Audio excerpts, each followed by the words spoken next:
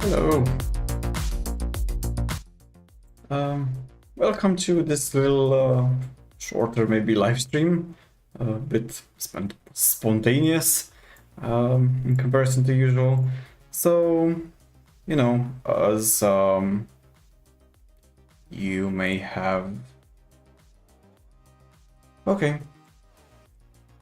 So I just wanted to share this a little bit. So I made this poll recently where I asked how much content you want to see, how much you want to see out of my OS, and how much I develop the operating system. And most of you said that you want me to live stream every line of code, even if boring it at all hours. So this is what it is. This is what this is. So today what we're going to do is we're going to do a bit of C++, and we're going to do a bit of refactoring for the operating system. We're going to just it's a mess that has been established in the previous live stream, so let's try to clean it up a little bit. Now, why C++? And I know that many of you, maybe a lot of you, prefer to use C rather than C++, and one of the main reasons was that it's more simple. But personally, I think that that C is limiting me a lot, and let me just show you what I mean by that. If you remember from one of my recent videos, I had created this interface. Yeah, this VFS interface. Okay, this is not what I had in mind. So let me just find it. Yeah, I think it was with the PIC. Yes. So in order to create something similar to a class in C, what you have to do is basically create a structure and then create function pointers to basically every method that you want that class to have, that class, so-called class. Now, the main issue with that is that this is hard to write and it can get very ugly. If you go and look through Linux source code, you will see this a lot. If we want to implement something like a class which derives from this PIC driver, then the way we would do it is, okay, maybe we create a different structure like pipe def struct PIC driver, I don't know, 2 or extended or something like that. And what we would do is we would have a PIC driver in here, and then we would have all the extra stuff. Now, whenever we want to basically use like polymorphism, and if we have maybe a function which accepts only a PIC driver, but not this extended version of the PIC driver, then we would pass a pointer to this object right here. And that kind of works okay. Now, to override functions, to overload functions, overload, yes, to overload to override, yes, that's the correct word. To override the function, what you would have to do is in this driver X, constructor that you would probably have something like PIC driver void PIC driver X initialize or something like that. So this would be a constructor which takes one of these, and inside this constructor you would have in order to override the function, you basically need to change its pointer, this function pointer, to the derived classes pointer. Now I think this is just kind of getting in the way, personally.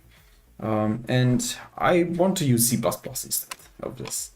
I think it's much nicer to write something like class PIC driver with all the function definitions here, and have all of these as virtual functions. I don't know, maybe probe, virtual Google probe.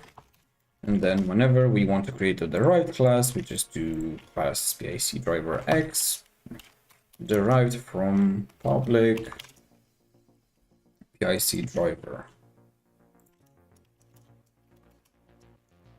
And now we can add everything we want to add extra here. Now, in addition to this, we don't pollute the global namespace with a lot of functions.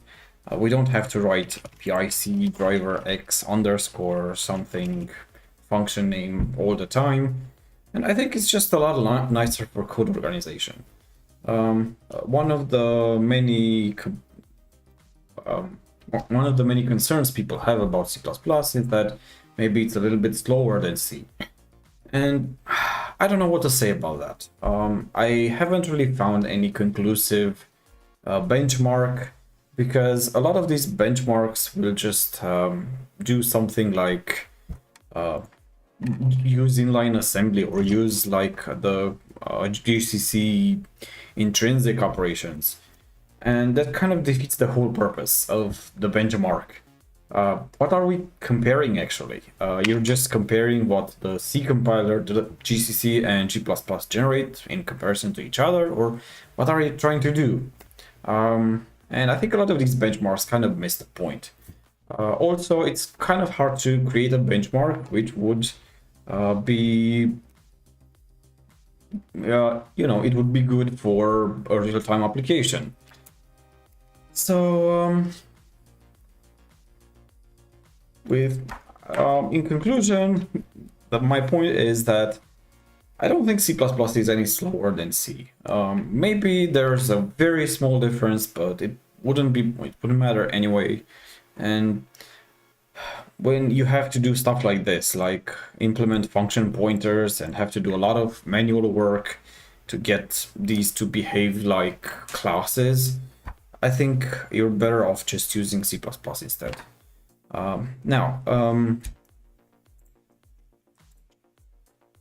Yeah, what do you need in order to support C++? And let's go a bit over that. There's this article on OS Dev which goes into detail about this. And one of the basic things is to have the support for these global constructors. And this is something we've actually done before. If I go here into... so the way you can do that is by creating these crti and crtn.asm files. In crti, you basically create something in the init section. You basically create like the beginning of a function, which and then GCC will basically will generate some code which it will put right here.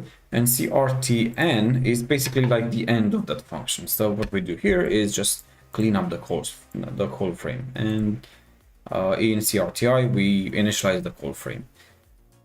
So this init will be a function that will be available to us, and we can call it in our entry.asm, or in the case of the kernel where I don't really have any assembly entry point, I just call the function manually from C.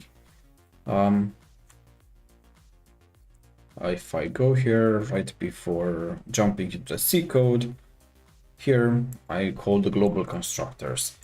Now, in addition to these two, there's also and that's part of this build utility I have here. We also have to link crtbegin.o and crtend.o. And these are basically stubs which are part of the toolchain, and they are part of libgcc, and they can be found where we build libgcc basically. And then we add all the rest of the objects. So this order is also very important, because if you don't put the correct order, then maybe that beginning part of that init function, it will not be right. It will not be in the right place. Okay, so that is one of the important things you need when starting to work in C++. Then there are a couple of things that you probably need. There are the pure virtual functions, which have this call. If you don't implement this, you may get a linker error when you start using pure virtual functions. So that's something to keep in mind. And then other than that, yeah, you don't have some of the features. You don't have RTTI, which is the runtime type information, which means you also don't have dynamic cast and some of these features of C++. The reflection part that exists in C++, you don't have any of that. Also, you don't have exceptions. That's something you cannot use unless you specifically add exception support, and that is actually pretty difficult to do. There's an article on OS Dev which goes into that. Basically, it's this article, and you have to basically add this libsub cxx or some other alternative library. As far as I know, libsub cxx is used by GCC to add support for these features in Linux and in existing operating systems. But if you want to add it to your own operating systems, if you want to add this to your own operating system, you'll have to port this library, which is not really made with, freestanding operating system in mind. And I think there are also alternatives to this libsub C++, and this article goes into that. Okay. Yes, there's a link here to alternative libraries, and there are a couple of ones. You could patch that libcxx and make it so it doesn't rely on so many features, or you can try to compile a different library like newlib or libcxx ABI or whatever. But yeah, that's more complicated, and we're not going to use any of those features. We're just going to use standard C++. We're going to use what we're going to use in our operating system here is going to be the classes, the namespaces, and maybe some templates, and basically that's it. We're not going to go into any of the advanced C++ features like lambdas, and because I know that C++ has a lot of features. It is a very rich language that has a ton of stuff, but yeah, we'll keep things simple here. Okay, so let's get started with the code. Now, something I kind of want to do here is to split off the stage 2 and the kernel, because I have some code which is repeated between them. Both stage 2 and the kernel are written in C right now, but for example, the stdio stuff, where I have implemented the printf functionality, it's just repeated in both the kernel and in stage 2. And I'd kind of like to simplify this a little bit, maybe create a different library which I can link into the bootloader, and I can also link into the kernel, which adds that functionality, so I don't have repeated code. There's no point in doing that. Okay, so let's start by creating a new module, and I'm going to call this libs for libraries, and let's just call the first one core, and this one will be shared between the bootloader and stage 2. We will need a scan script for this library.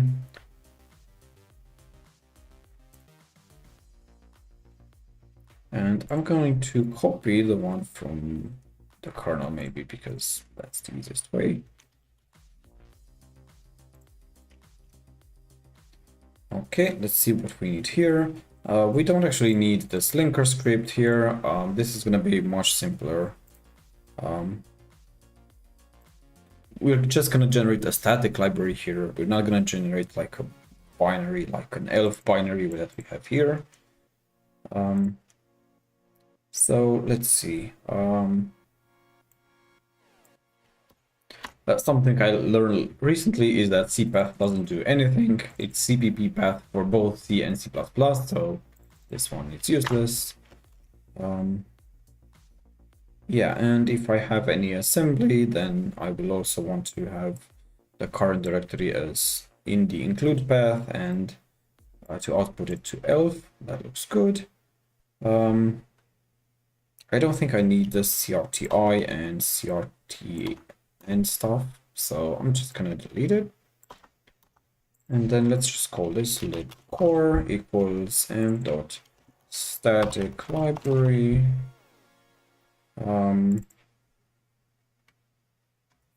libcore dot o, and we will build it from these object files. And I don't need this. And I don't need this either. And let's export libcore and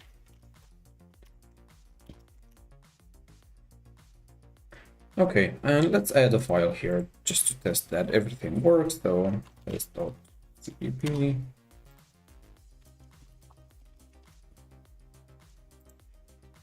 And now let's integrate this into our build. So before we start building the kernel and stage 2, we will want to build those libraries. So libs, core, conscript, and I think this looks pretty good.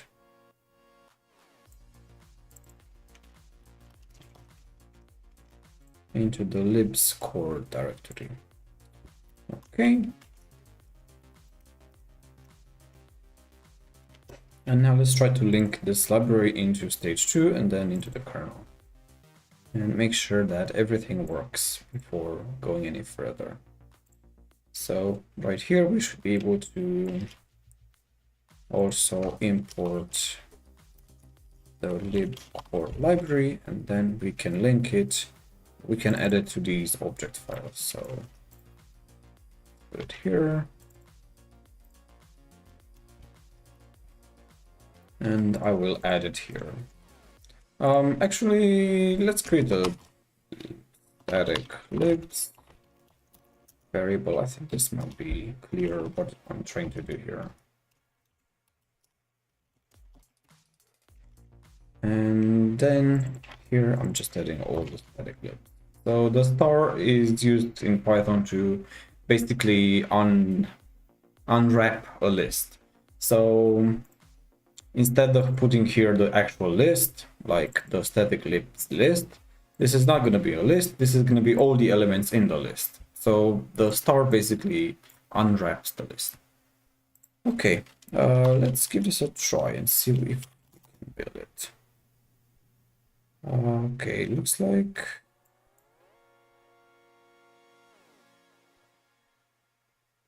it doesn't look like it actually built anything. So okay, let's try to clean and then build again.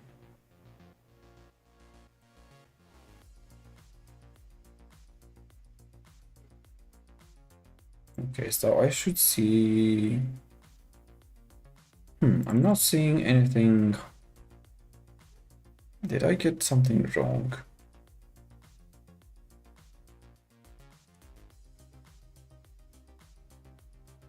Okay, so it's only building the kernel. Something I did wrong the last time that I missed is to also make the image a default target. So I made the kernel the default target so that it is always built, but I didn't make the actual image. So let's do that. Default of image.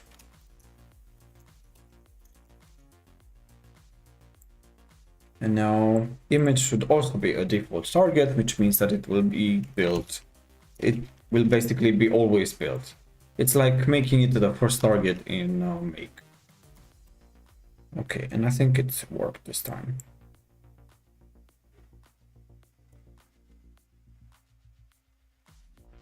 Okay, and now we get, okay, so it's building test, and it created libcore, and then it linked it into stage 2.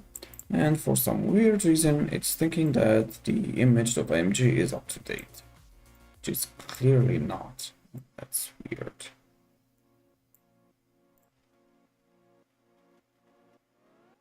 Let me check this script again.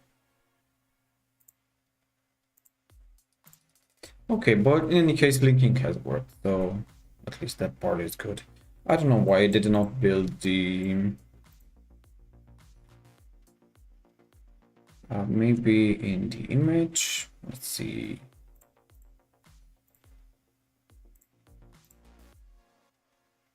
Maybe there's something wrong here. No, because stage 2 should be inside the input, so this image should depend on... But I mean, we can also create like a forced dependency, but I don't know. I find it odd that it did not recreate the image. There is also the emp.depends, and we can say that image depends on the input. But let's see. Okay, so now it is created. I don't know. Sometimes scons does some odd things. Okay. So we have linked core into stage 2, and now let's try to link it into the kernel as well. So same as before.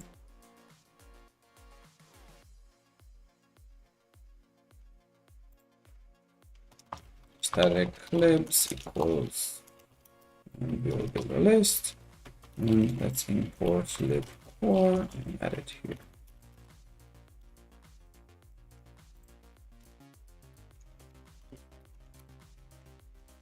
Now it should also be in our kernel.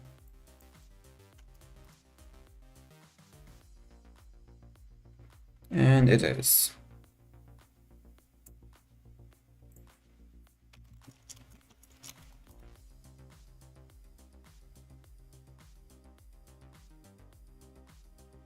Okay, this is great. We are making progress. Okay, so now let's go ahead and start moving some stuff here and start implementing some stuff into this core library. So the first thing that I'd like to do is to basically create an interface for because in the kernel, the way we have our print functions, if I go into stdio.h or stdio.h, you can see that I'm using this file descriptor thing that I declared in the VFS, and this was part of the video when I did the debug stuff. Okay, so basically what we have to do here is to create some way to create an interface for these file descriptors, and then the actual implementation for these file descriptors will be inside the stage 2. It will have its own, and the kernel will have its own, basically. Although I think we can share that. Yeah, that's kind of something really cool about taking this approach, is that we can share features like, for example, we can share some parts of the memory manager, and we can have memory management in stage 2 as well, which might be actually a pretty good idea, because this manual memory management that I'm doing here is not really that great. I mean, it's working, but it's not very efficient. Okay, so let's go ahead and add an fs directory, which will have file descriptor.hpp. So let's make sure that headers have .hpp if we mean to include them from C++. This way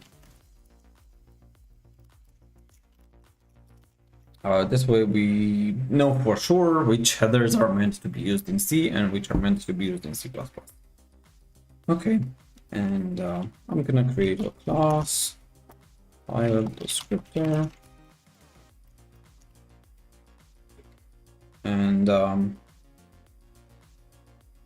I don't actually care what this file descriptor has.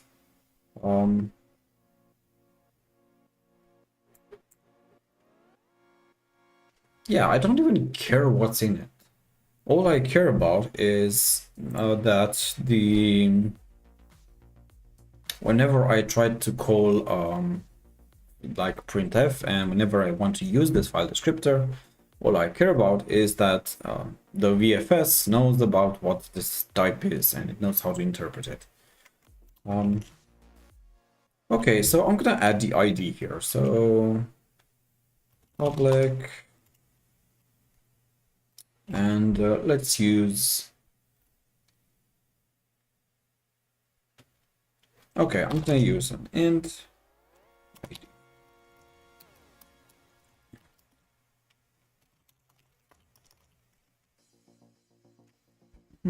Okay, since I don't care what this is, I'm just not going to add anything. So this is going to be just like a marker class.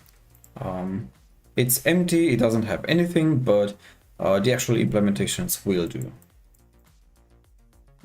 I wonder if this is the best approach. Okay, let's add that ID, because I don't think this will actually have anything other than that. And even if it does, I think we can actually share this functionality between the kernel and the stage 2. I think it's fine. Maybe we will want to add something like size or some other things. In fact, let's take this a step further. Instead of creating like a file descriptor and passing this to something like the VFS, let's put the actual implementations here. And I think that might actually be a good idea. Okay, so let's call this file, and what we want this file to do is to have a function called write. So int 32, or actually size t. So include std_def.h for size t, and write. And we will want to write whatever I did in that VFS function inside the kernel. So okay, so here I'm taking a file descriptor, and then I have some data, and then a size.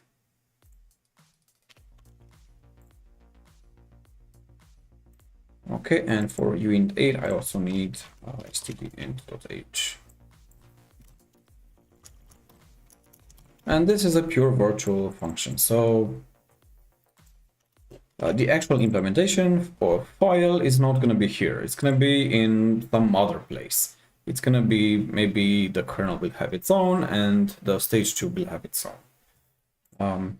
The stage 2 one will likely be a lot simpler, but yeah, we will also want to have a read function. And for the read, okay, for the write, we want this data to be constant, which means that this is not going to be modified. But for the read, we will basically read this many bytes and place them inside this data. And let's also create a seek function. This is something I had an issue with in the previous live stream. So seek, and for seek, there for these to basically to seek to have a relative, to seek either from the beginning of the file, the end of the file, or the middle of the file. So, or the current position, not the middle.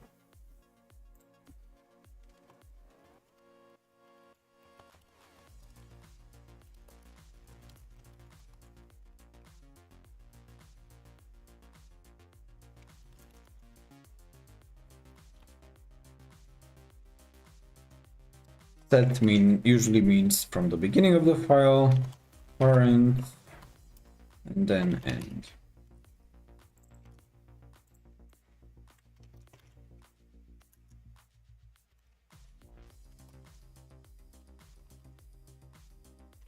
And yeah, for the size, we probably want to also be able to have a signed value. So it's either s size t. I'm not sure if that exists, or let's just use int. So int rel, and this will also be an abstract method. Okay, so this file is just an abstract class because it doesn't have any implementations. Yeah, let's also create a virtual destructor.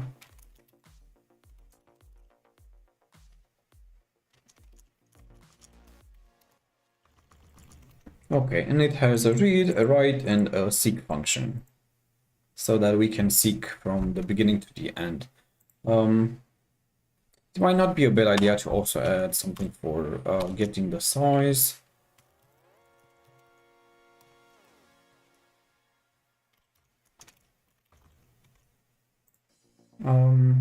And I think this looks pretty good.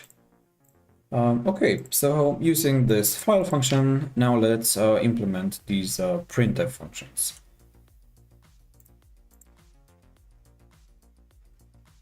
I was thinking about how to best approach this. I don't want to create the complex strings that are usually exist in C++. The string class, but those are nice. Those are really nice to use. And having functions like for obtaining the length or strings, that would also be very nice. Okay, let's see.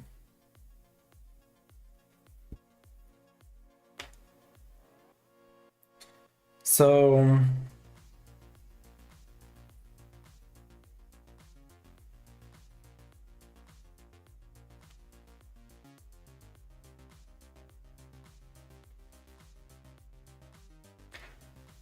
what would be the best way to abstract these and to put them in C++? I think we can just use I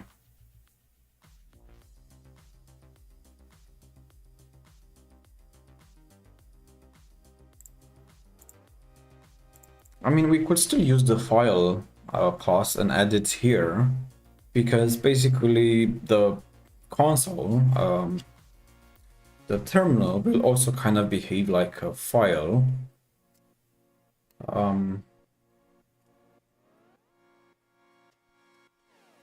So something I was thinking about is how to design the console system. So right now, the way we have it is we basically have this HAL, this hardware abstraction layer, which has the VFS. So for the standard error is basically gonna write everything to the VGA buffer. So it will print it to the screen, and then if we use this debug file, it will write it to the E9 port, which is nice. And when we call these functions from like printf,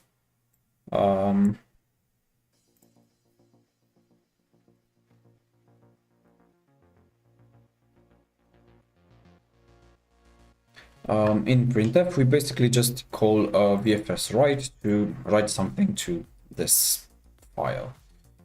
Now in C++, we also have the concept of streams, which is also a nice concept here, because not every stream is going to be a file. And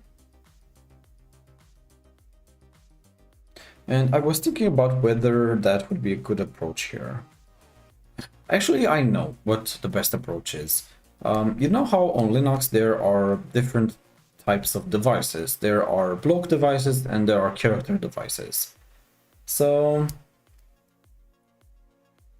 I was thinking that maybe that would be a good idea.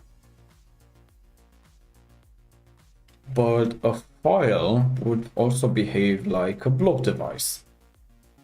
Files and block devices are kind of similar. So let me just explain what the difference is.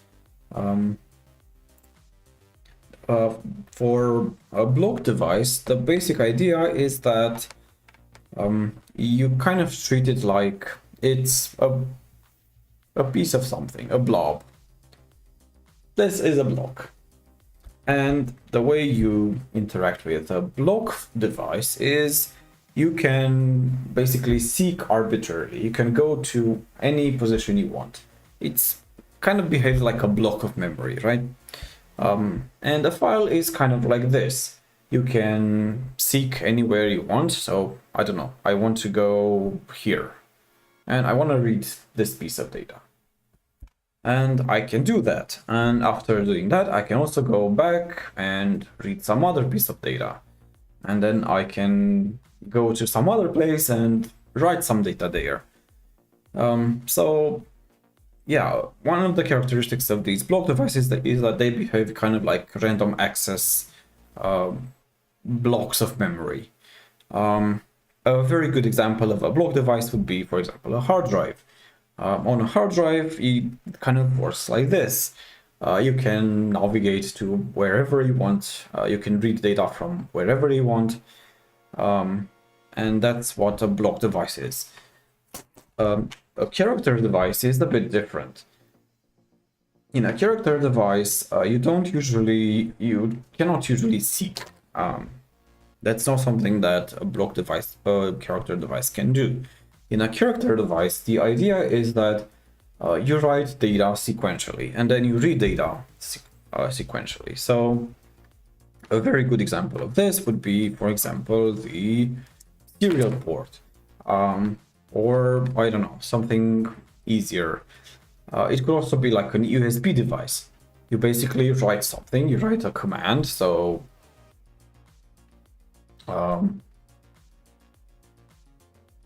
you write the command and then you read the response. And then you write another command and then you read another response. Now the length of these commands and the length of these responses, they don't have to be a specific length. They can be of any length. So this is kind of what the main difference between a character device is and a block device is. Now, if we think about how this memory stuff that we have here, if I go here into the VFS, we have two devices here basically. We have this VGA text device and we have this E9 device. The VGA device, it kind of behaves more like a block device because you have a piece of memory which contains all the characters, and it contains the character and then the character format, and then another character and its format, and then another character and its format. And if you want to read character from position, I don't know, 50-50, you just navigate to that position, you read the character, and then that's it. So this VGA buffer, it kind of behaves more like a character device, like a block device. But the E9 port is different. In the E9 port, you cannot actually read anything, you just write data. So you write a character like A, for example. You write another character like B, and then you will see those on the terminal on your host terminal. You can also write commands like, I don't know, you want to print text in a specific color, you write the ANSI sequence for that. But the whole idea is that you cannot jump from a place to another. Everything goes here in sequence. You are sending the commands to the terminal, terminal which interprets those commands or characters and prints them to the screen.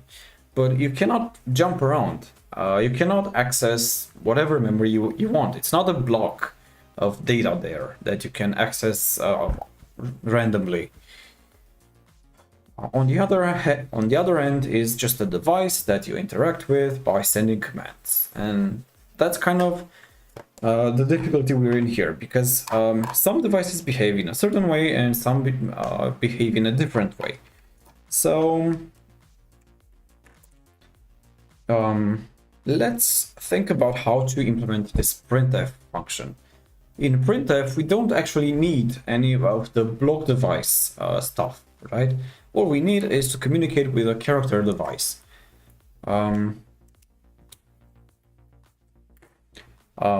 Yeah, so that's also another interesting thing here is that block devices are kind of like a more advanced version of block devices are a more advanced version of a character device because in a block device you can basically do everything you can do in a character device. You can read bytes, you can write bytes, as long as until you reach that length of that block. But the reverse is not true. And you also have some additional functionality like seeking, because you can access data randomly. This is something okay, I mentioned. So let's create these devices then. Let's create two interfaces for a block device and character device.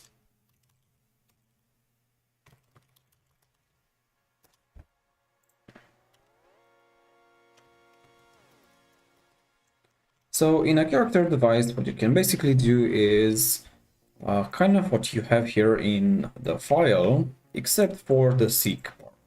And you also don't have the size, because in a character device, for example, if you have the E9 device, there's no end there. You can write as much data as you want until your program ends or your operating system dies. But it can basically take an infinite amount of data. There's no limit to how much data I can take. So, all right, let's just copy this definition here and just gonna call it character device. And all we need here is the read and write functions.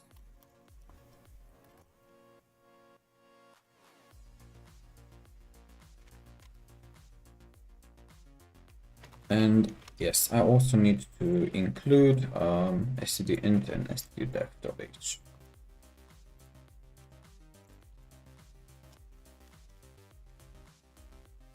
And for the block device,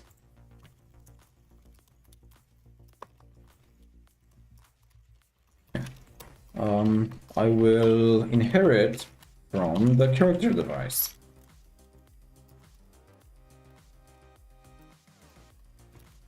Because a block device is essentially just like a character device, except that you can access data you have that random access. So you can seek, and you also have size.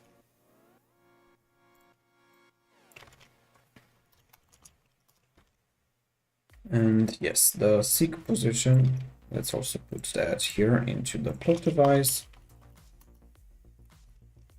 And then a file is essentially just a block device.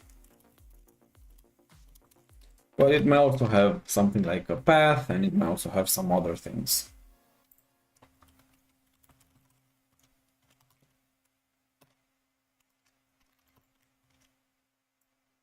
And we don't really need any of these.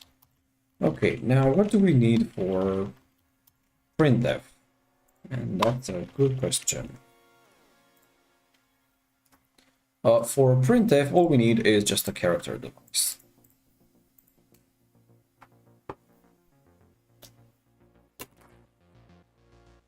Okay.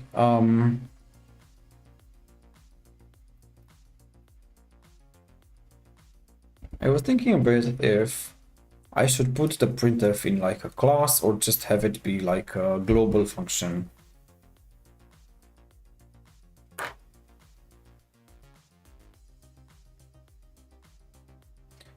What we could do is to create like a text device class and have it like a mixed in. So a mix-in is basically okay, let me think about how to explain this.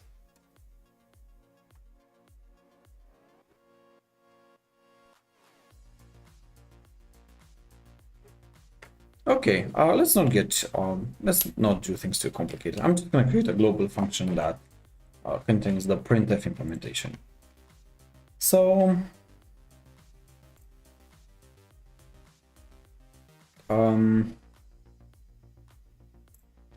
okay, let's create like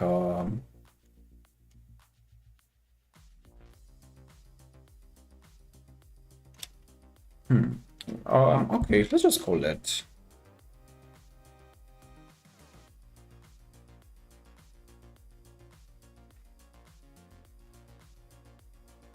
print.h pp. And I will put all of these here.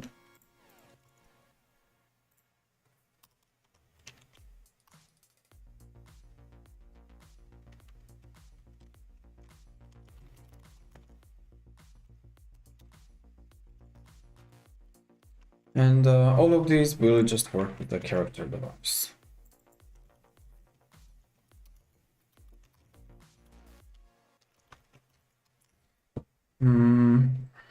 I'm thinking a bit how to design this better, because I'm pretty sure there's a better way of doing this.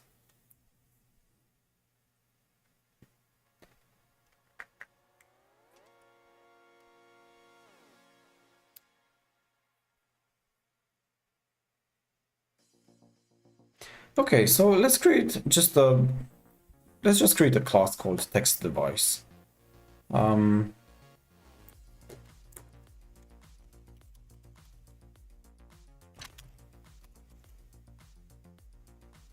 And the way I'm thinking is how to do this is to put all these put char, put string, and is to put those inside this text device. And instead of inheriting from one of these, we would basically use composition. So the text device would basically take a character device and add text functionality to it.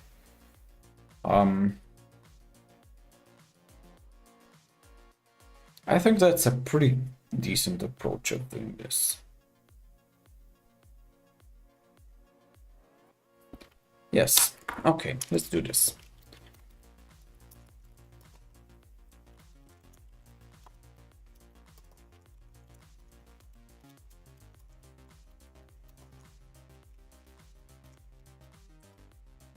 Okay, now to initialize our text device, we will use a character device.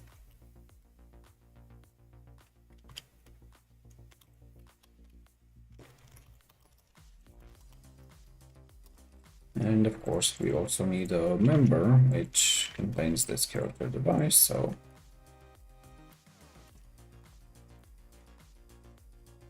and then we have functions for put char,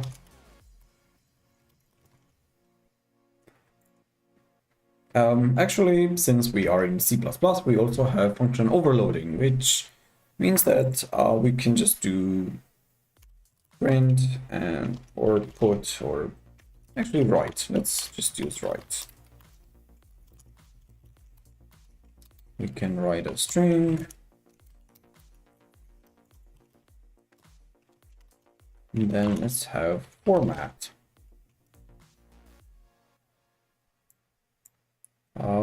Where we add these fprintf stuff.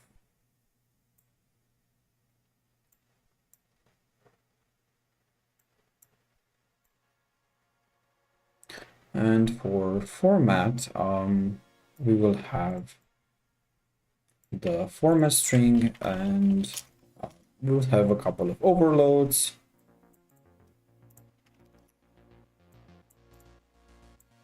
Okay, I'm just gonna hold this v format, so it's because I'm not sure if the compiler will be happy about these variety carbs, because it's gonna confuse even if we give it like a v list, it's not gonna know whether to choose between this overload or this overload, and it's gonna complain. So we can just create a different function for that. We format, and then just format, which contains the periodic arguments. And we also have this print buffer. I think we can also do format buffer.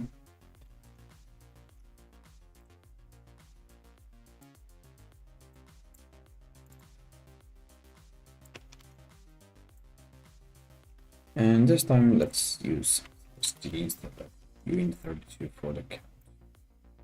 And this looks pretty decent.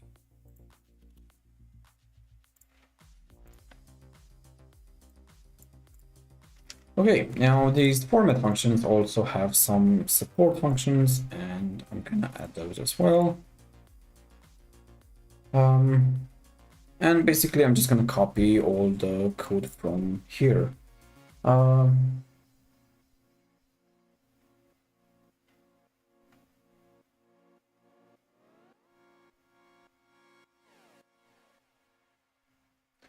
Yeah, I haven't checked the chat yet. So let's see if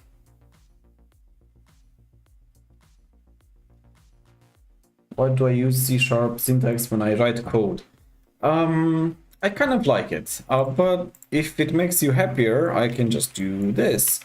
But I kind of have this, I've been using the syntax from the beginning.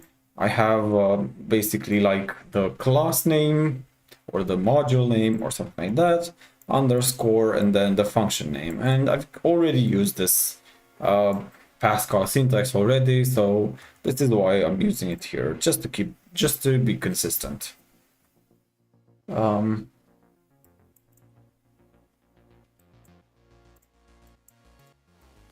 Yes, I know somebody also says that I don't need to make these files .hpp. Yes, I know that. The reason why I'm doing this is so I can more easily differentiate files which are meant to be used from C and which files are meant to be used from C++. That's why I'm doing this. Yes, I agree. C++ is a great choice. It's a great language. Okay.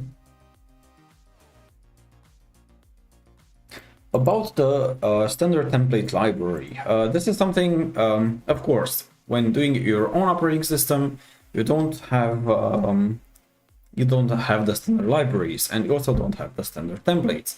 But there are actually some things you can use. There is the embedded template library. And this is something that I was actually thinking about integrating into my OS, because I think it's a great thing.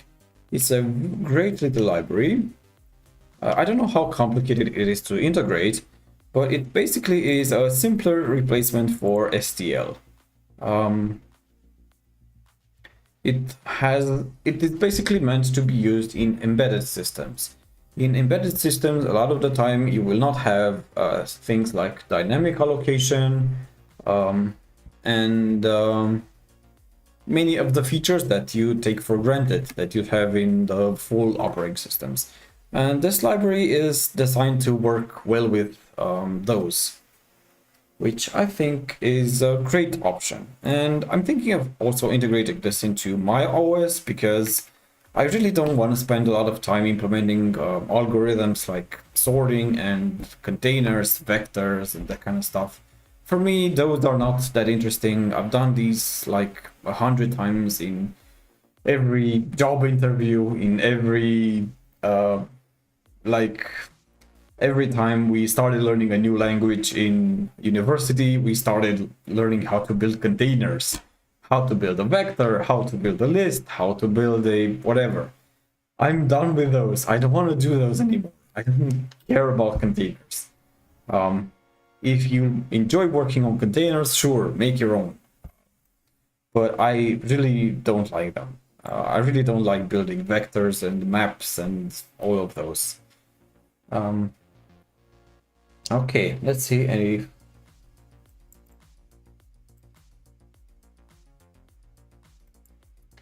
String view. Yes, string view is also something someone mentioned here in the comments.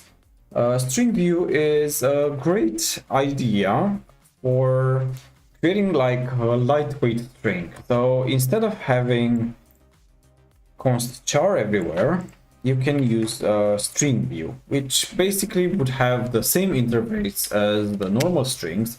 They would behave like the normal strings in C++, except that, of course, you cannot modify them because they are just wrappers for these const chars. The idea is to just wrap like these const chars. So that's why you cannot modify them. Variadic templates. Thank you, my first super chat. Thank you very much, 2 bits in. I really appreciate it. Variadic templates. Okay. Yeah, but I think those are kind of more difficult to use, and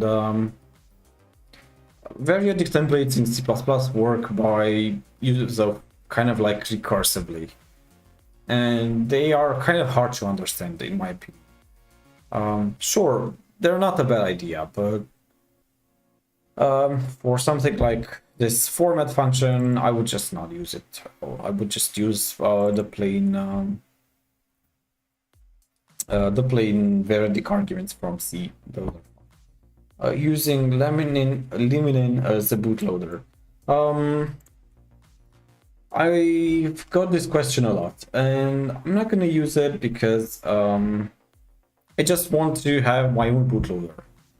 That's why I've been working on my own bootloader too. So I can do things myself. I can do a lot of things myself. Like, I don't know, detecting memory and doing graphics. Yeah, it's great to use something like multi-boot because a lot of these features are available in multi-boot. The bootloader like drop or liminin or whatever, they will pass you pointers to all the data that they have collected, which is great, but I just wanted to do things manually. I wanted to do things by myself, so that's why I'm having my own bootloader. Yeah,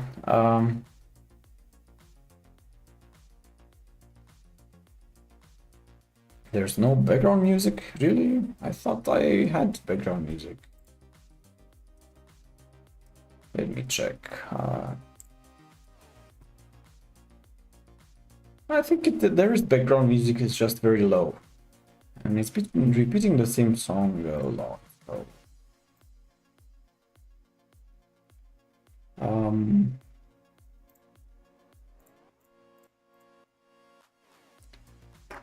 Yeah, okay. I will play some other song as well. Okay.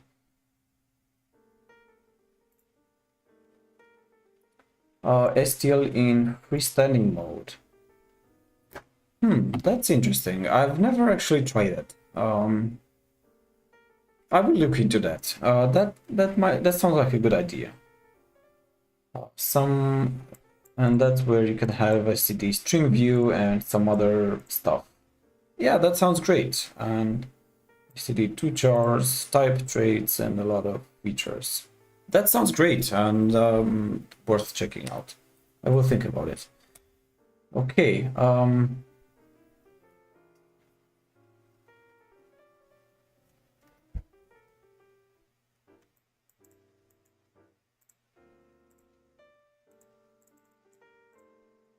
What file theme? I don't know how to answer that. Yeah, okay, so this is the chat. I don't know, Mr. Ego, I'm sorry, but I don't understand what you mean. You mean the VS Code theme or what other theme? Okay, let's go back to coding. Okay, so, okay, the VS Code theme. Oh, the file icon theme. Okay, material theme icons ocean. And for the color theme, it's one dark pro darker. Okay.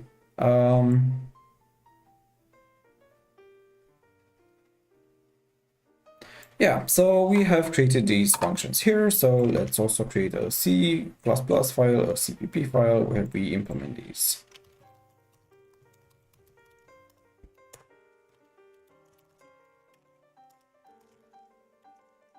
Okay.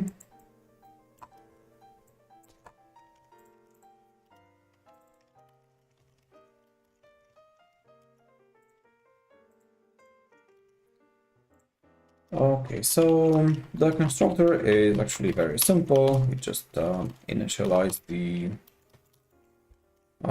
member device, and that's it. What is with all these errors?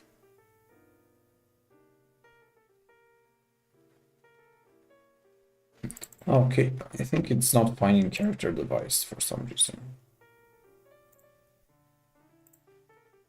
But I did include character device.hpp, so why is that?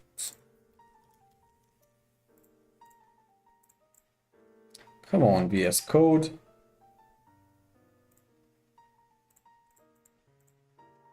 Yeah, obviously we don't have any smart pointers here, so I'm not gonna even try to use that.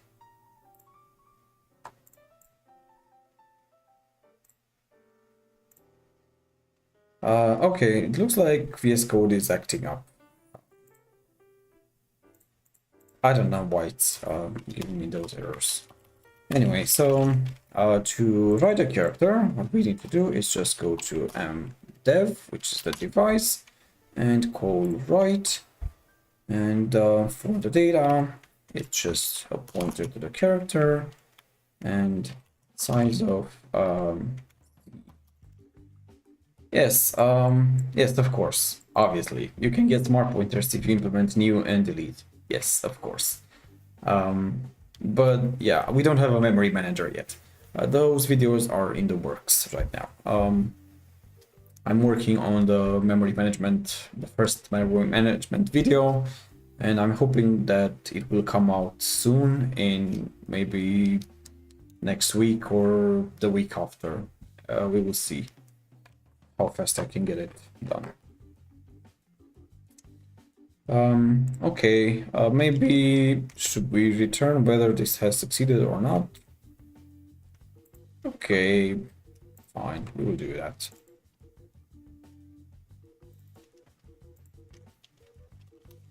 Okay, let's just make everything a boolean and it will write true if the write succeeded. And here the write has succeeded if write is returning the size of the character. This write function will basically return how many bytes it has written, and I consider this a success if it has written the entire byte, basically.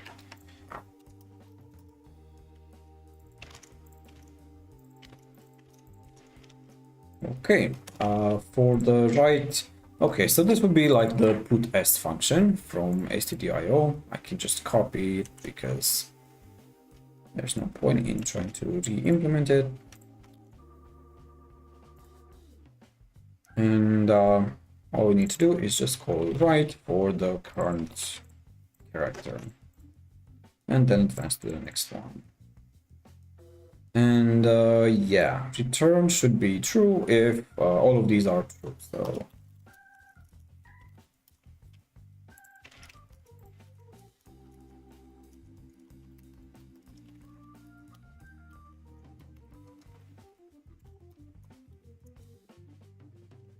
okay, I think this looks pretty good.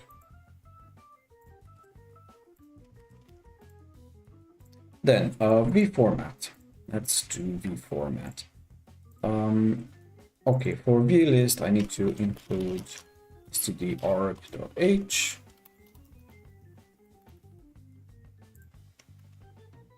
This is really bothering me. I don't know. Incomplete. Oh, incomplete type is not allowed. Why is it incomplete? I'm not creating an instance. here. I've declared the character device class here in character device.hpp, but for some reason it's saying that it's incomplete. That's weird.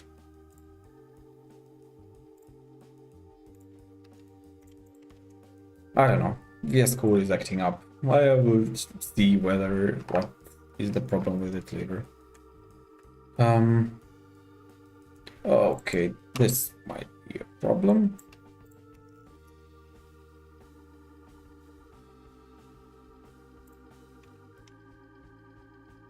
Expected a definition or a tag name. Did I miss some semicolons somewhere?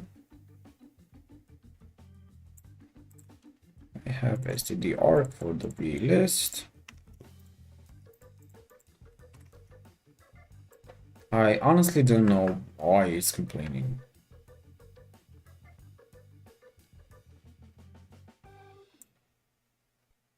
Size t is defined in std_def.h, so uint8 is also defined. I don't see anything that could cause the error, but for some reason... Oh, okay. Oh, okay, finally. Circular inclusion, I do have these pragma ones, so that should not happen. Oh yeah, I think it was that class that I had here lying around at the bottom of this text device.hpp. Looks fine, okay. Looks fine right now.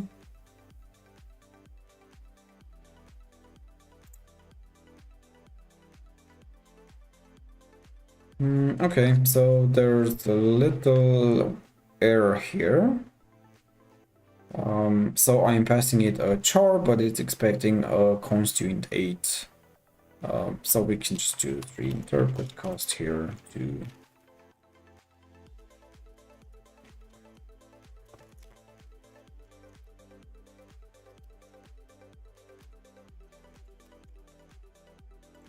And I think that should make the error go away.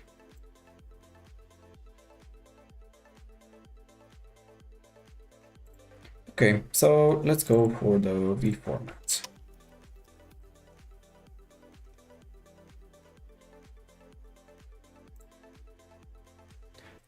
Here I have these defines. Let's actually make these nicer and create an enum class for them, because we are using C++ today. No more defines.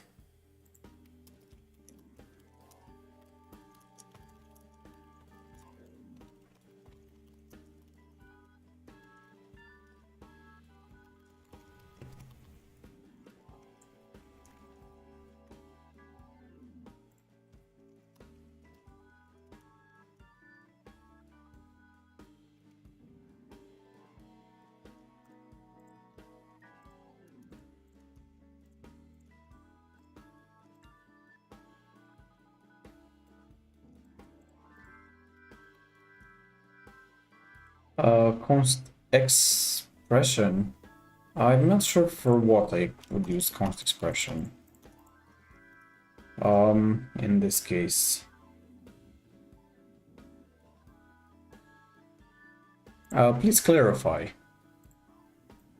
Do I have that plugin which can convert the case transform to title case? Okay, not title case equals Pascal case. Okay.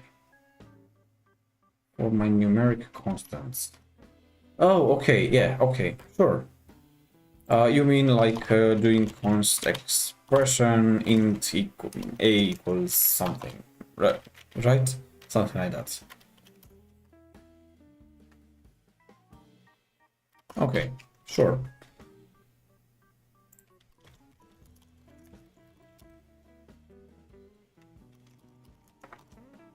Yeah, maybe a better name would be, because we're not calling it printf anymore, maybe a better name would be just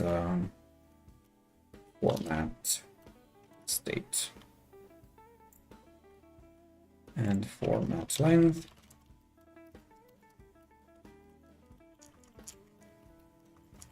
And yay to multiple cursor. I really love this feature of multiple cursors.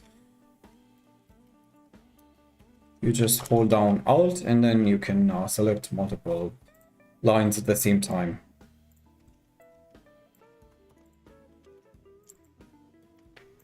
And I can remove this, and now transform to what would this be called? Not kebab. I think Pascal case is the name, but I don't see it here. Okay, let's just use title case.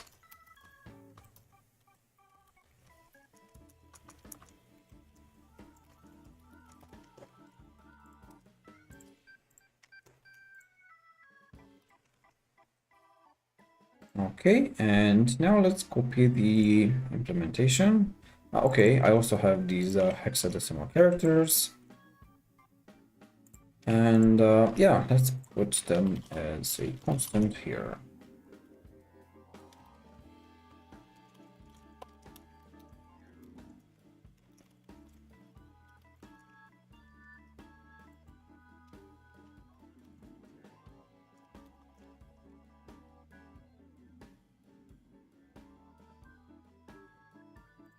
Static as well, sure.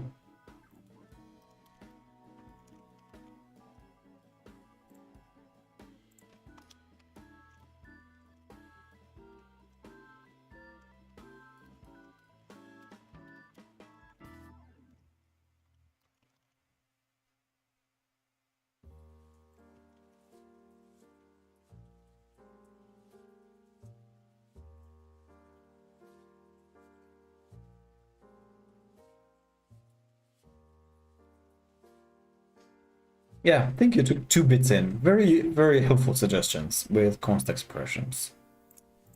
Okay. And yes, yeah, this is a great great thing that you can do in C++ that you cannot do in C, which is what I did here with this fprintf unsigned. Basically here I just cast whatever number I would get as a parameter as an unsigned log long, because it's the largest possible number. We can use templates for that, which might actually be a pretty good idea.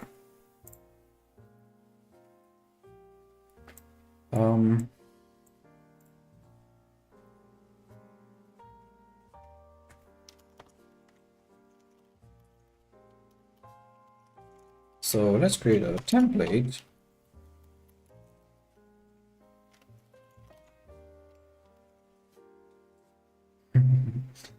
Yeah. Bring on the templates.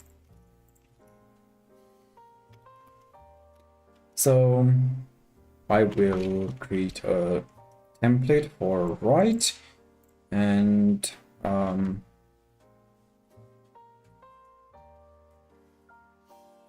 let's say t number would be the number, and then the base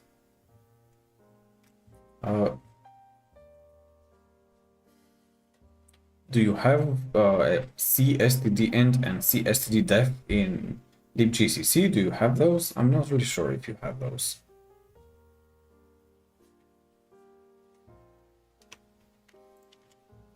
I don't know if this is gonna work. Let's see. No, it's not. No such file. The thing is that these come from libgcc, and I'm not sure that it even has those.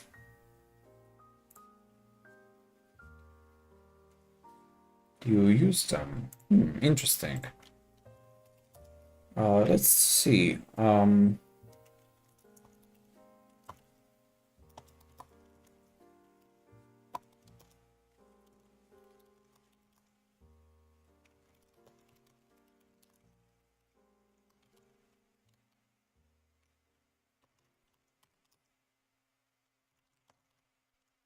I don't really see any such file. All we have is stdint.h. Yeah, it could be something with the build files.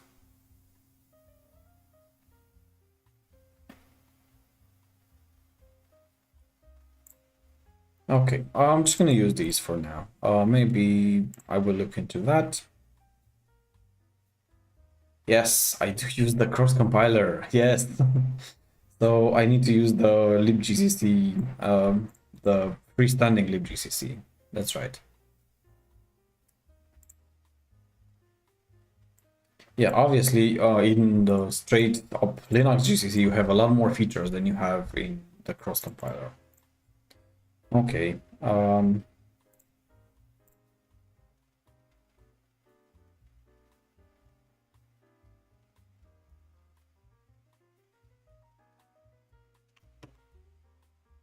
What? Okay. What else do you want? Oh, okay. So I haven't finished this. So int base. That was what I was wanting to add. Now, since this is a template, we cannot write it into the CPP. We have to create the implementation here.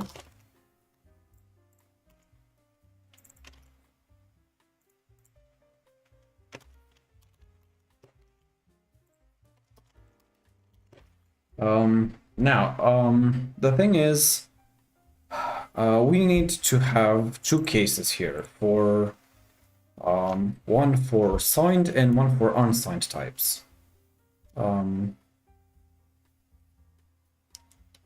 So let me think how I can approach this. I think there's like the type traits or something like that.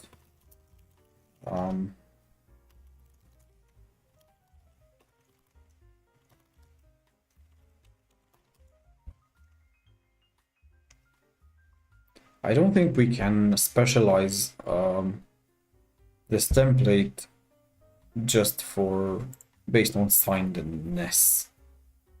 But let's see.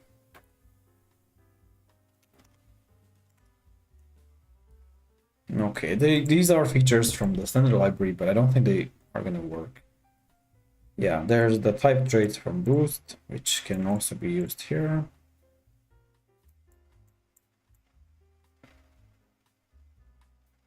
Yeah, we're not gonna go that deep into templates here. I'm just gonna try to keep them simple.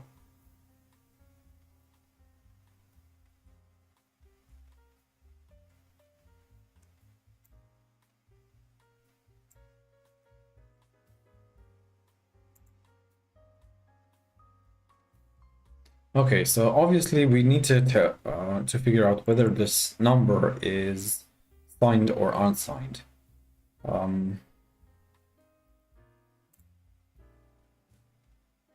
Let me think how I can do that.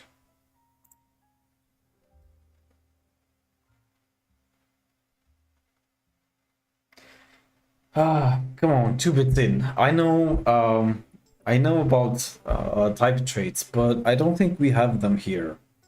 I don't think we can use them in the OS. Serenity. Is Serenity the one from Andreas Kling? That's a great project. It's really awesome, and I hope that my OS will get quite that one day. It's work in progress language named Jack. I have no idea about that.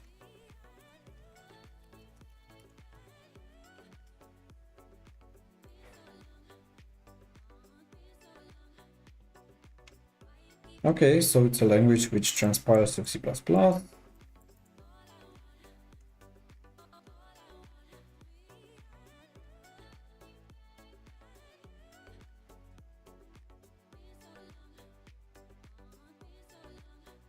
Yeah, it does sound interesting. It sounds like an interesting idea. I haven't heard about it before, so I don't really know what it's trying to add to C++. That's kind of what I'm trying to figure out. I mean, namespaces are supported in C++ too, so... Okay, so these as keyword. But yeah, it looks like it has a lot of features borrowed from more modern languages like Swift and C#. But yeah, it's an interesting idea. I can write my own is signed. I think I can. I don't know. It's just like to do things as simple as possible, because if I go very deep into templates, then a lot of people will not understand what I'm doing here. And somebody else asks about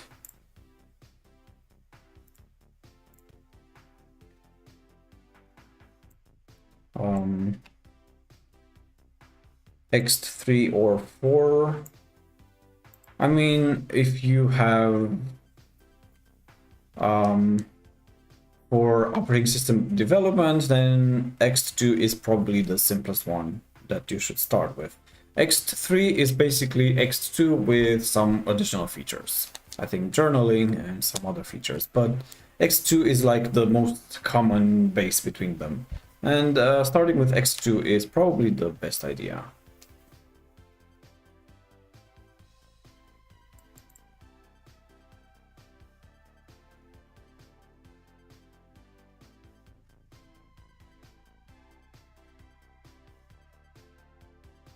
Okay, so my guess is that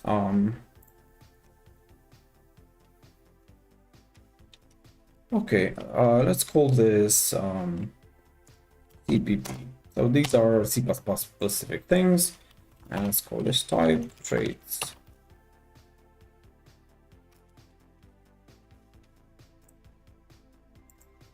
I prefer using it.hpp here. And let's keep the naming consistent.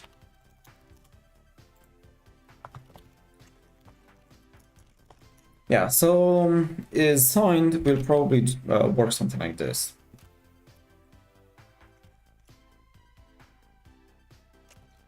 So we have a template.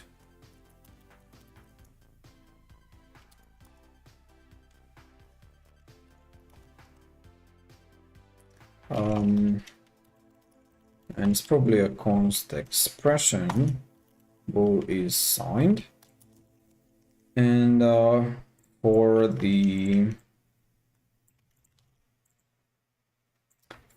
types like, I don't know, uint. Okay, so let's just use char, and this one returns true. Is it like this? I'm not really sure if this is the correct way of.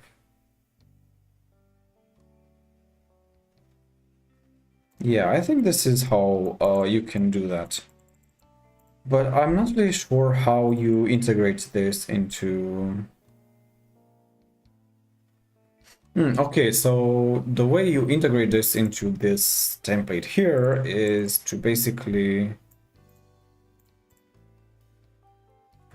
kind of like this.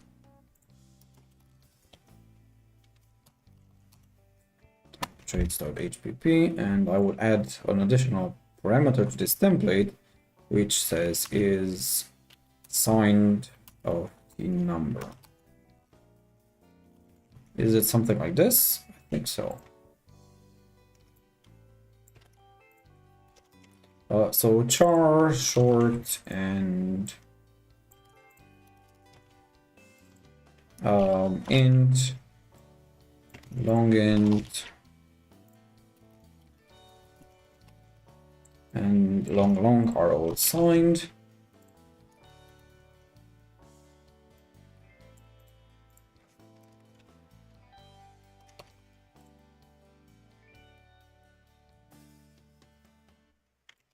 And then the unsigned ones, unsigned char.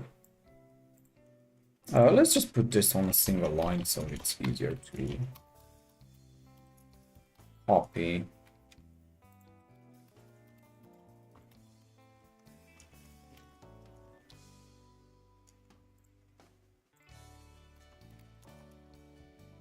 And all of these will just return false.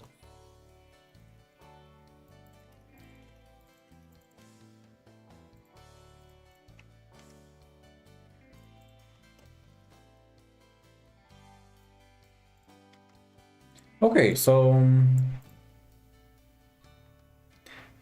In that case, this write will work with the is signed version of the number. And what we want to do here is to basically call write for the unsigned version of the number. Okay, I'm thinking that how to do that.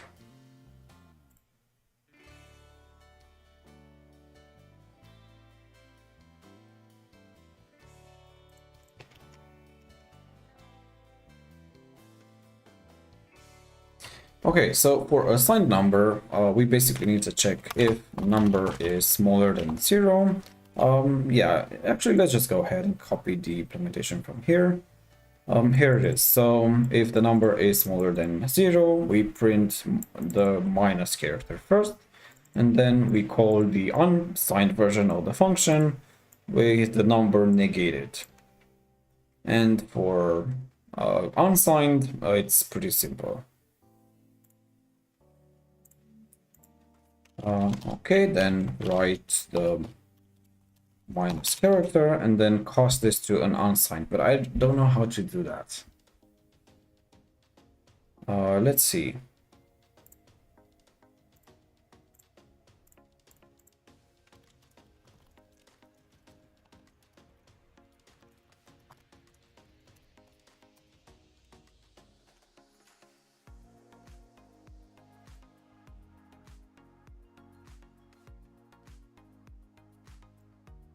Okay, so there's the make unsigned. Okay, sure, we can do that.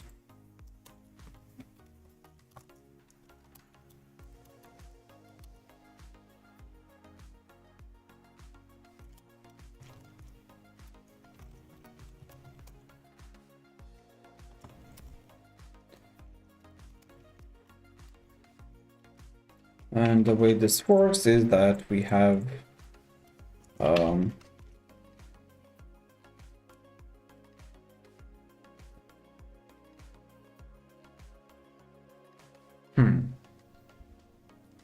how does this work? Let's see.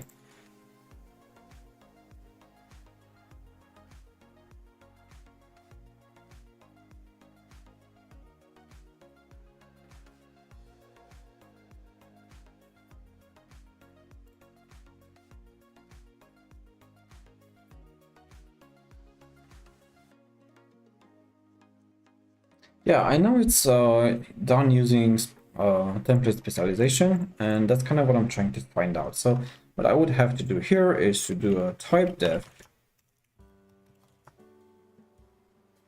but I'm not sure how this would be defined, this type here. So yeah, the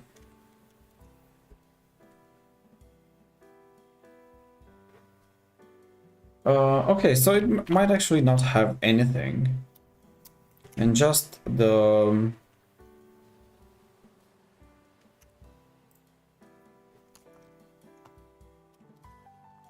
and be like this.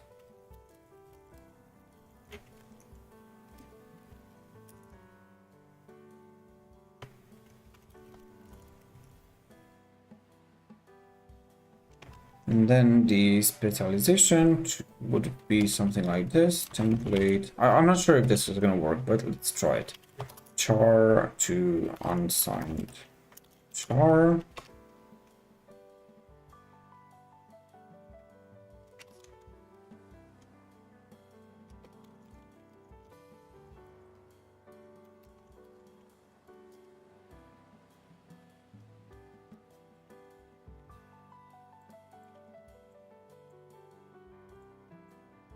I mean,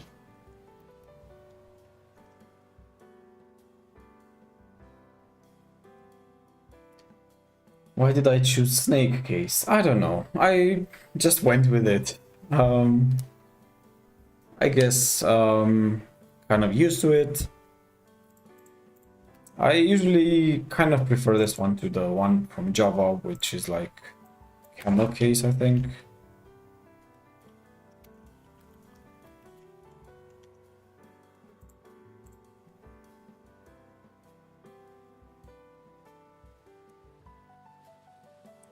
Okay, I need to see how this is implemented because I can't figure it out.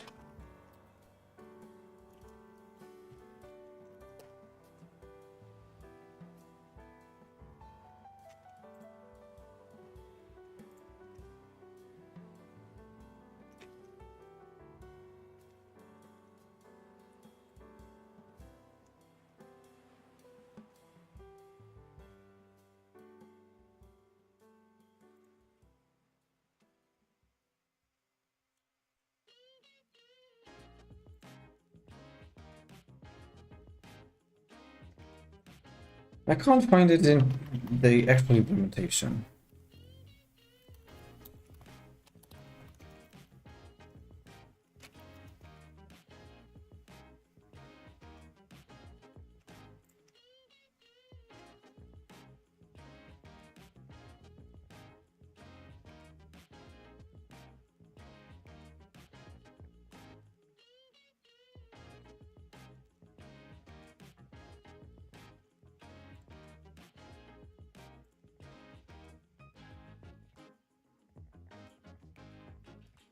I don't know.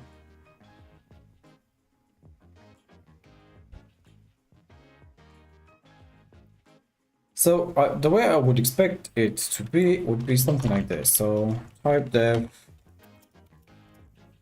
that I would have here type def unsigned char and type, and maybe not even have this at all. So just have this empty and have the each specialization of the class have this type def.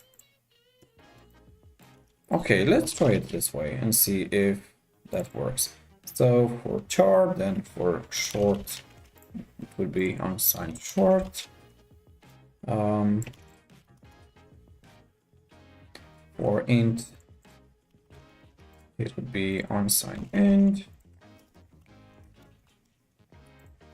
For long, it would be unsigned long.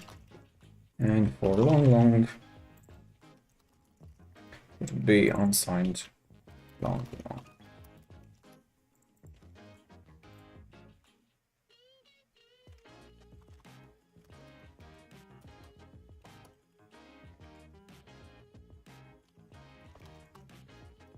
I have no idea if this is gonna work, but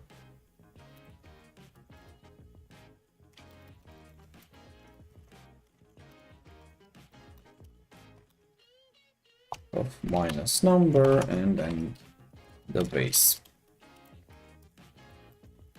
And for else,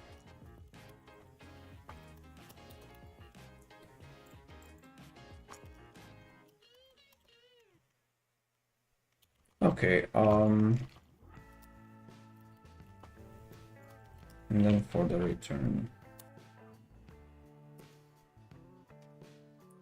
Yeah, YouTube is blocking links, so don't try to send links on the chat. Unfortunately, Google is blocking links.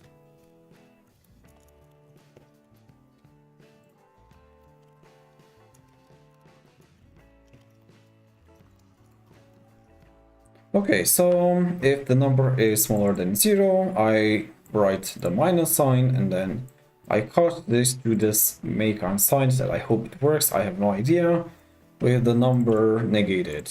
And if it's not, then I just call the make unsigned. Okay, let's see if this even works.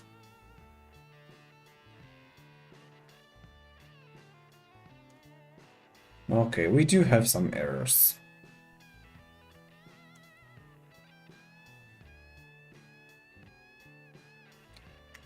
Starting here.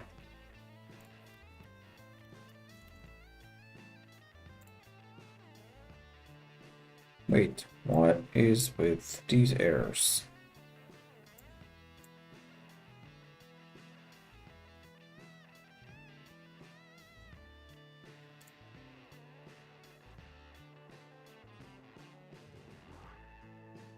Oh, okay, so the syntax is wrong.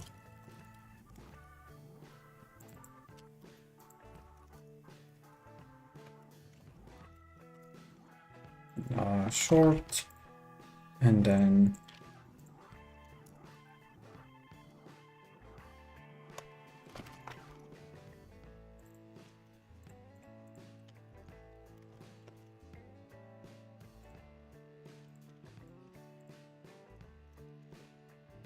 okay, did I get the syntax right for this is signed? Of course not.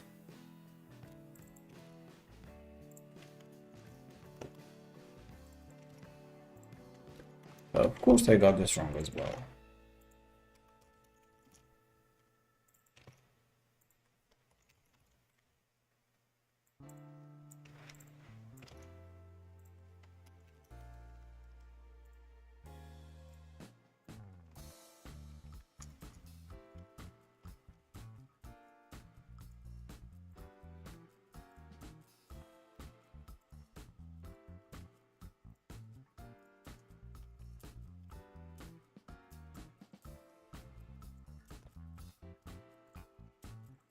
Okay, let's give this another try.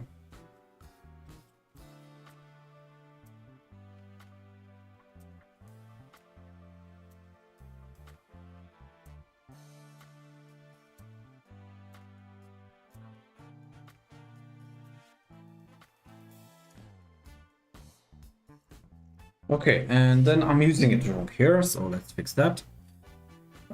So I would have to here where I declare the template, I will have to put a pool is signed, and then here I have a template specialization.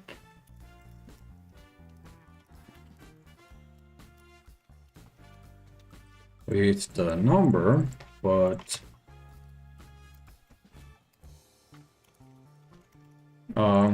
is signed being the second argument. So let's see if that works. Okay.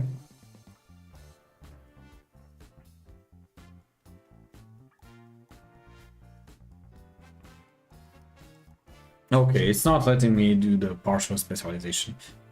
Okay. I think it might be just easier to write,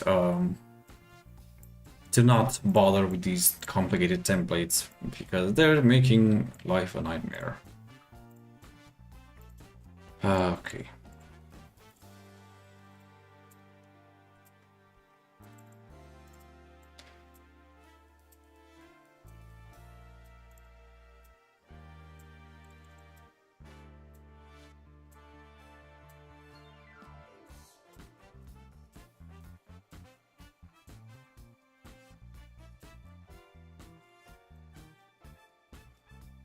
Oh, okay, but I think I can find out. I have another idea. So instead of doing that here, what I can do is put essentially an if in the code itself. So I don't actually need that template specialization at all. What I can do is just do if the number is signed,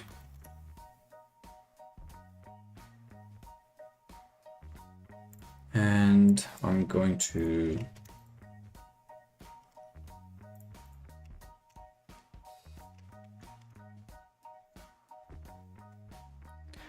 okay, so if the number is signed and it is smaller than 0, I will print this minus sign, and then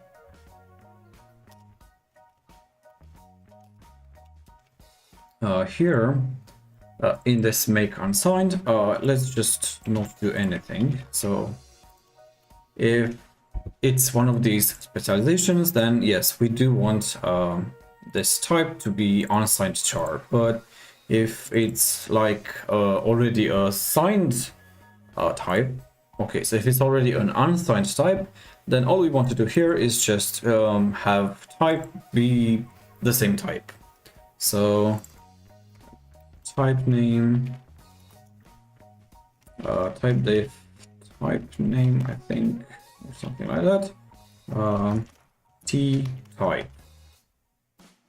So basically, if this is char, then I will return unsigned char. If this is short, I will return unsigned short. But if this is, for example, short, unsigned short, then it will not go through any of these template specializations. It will just go through this one, and this will be type def unsigned short type. So it will be the same as this one, basically. That's the idea here.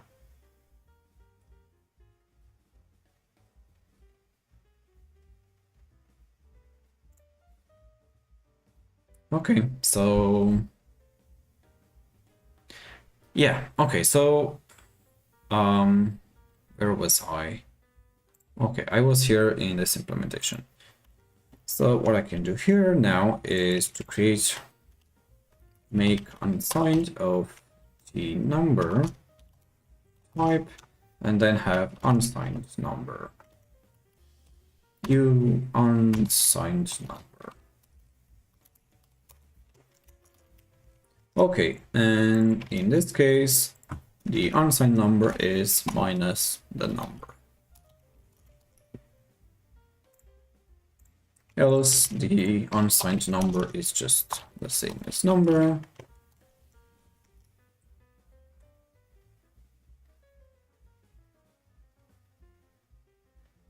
Okay, so if the number is signed and the number is smaller than 0, I have to do this. And else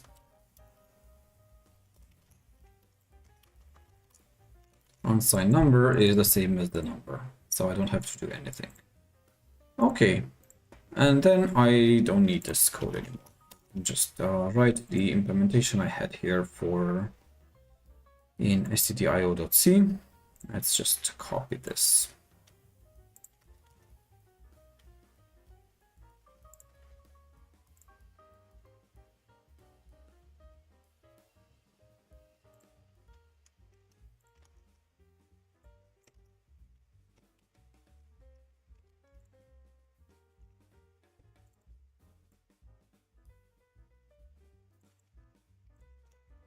Okay, and instead of unsigned long, we can just do make unsigned type remainder equals the number, the remainder of the number divided by the base.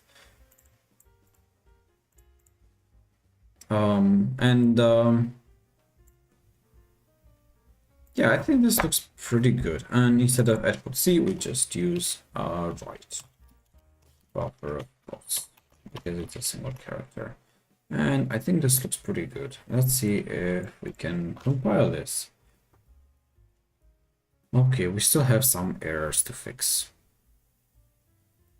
Quite a lot of errors to fix. Okay, so in type traits here, do I not need to use the type name?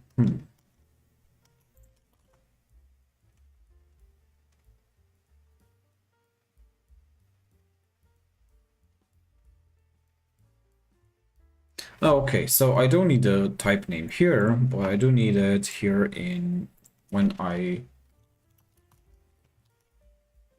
declare this number, and I will also need it here.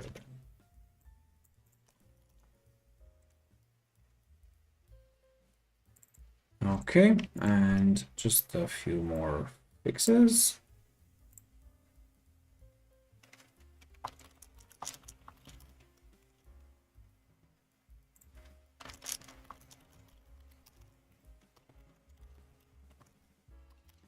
Okay, and now we also have the return type.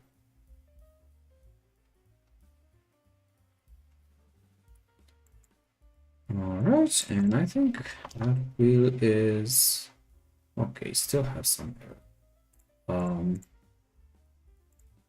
Okay, in one place I call it base, and in another place I call it radix. Let's just use radix everywhere.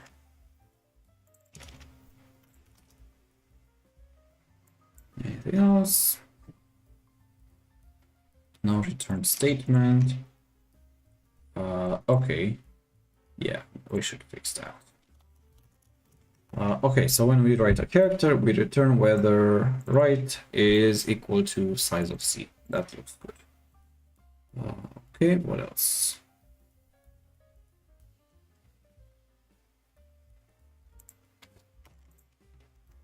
Okay, field format, but I haven't implemented it. Okay, so the rest of the errors are because I did not implement this function.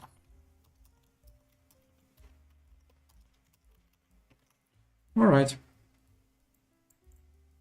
Let's implement these functions then. So yeah, this was the most complicated part of doing this printf implementation, but now we can just copy the rest of the code and it should mostly work. I say mostly because I have a few things that I have to modify here. For example, instead of printf state normal, I have format state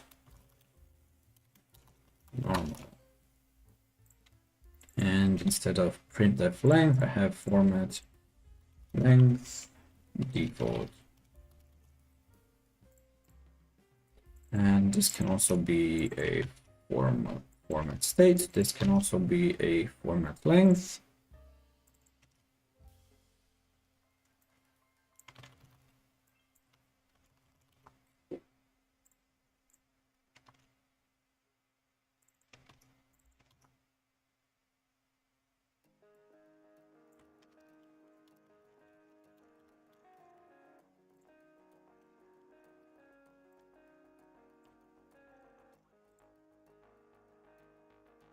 Okay, we don't have f_c this time. We just use right.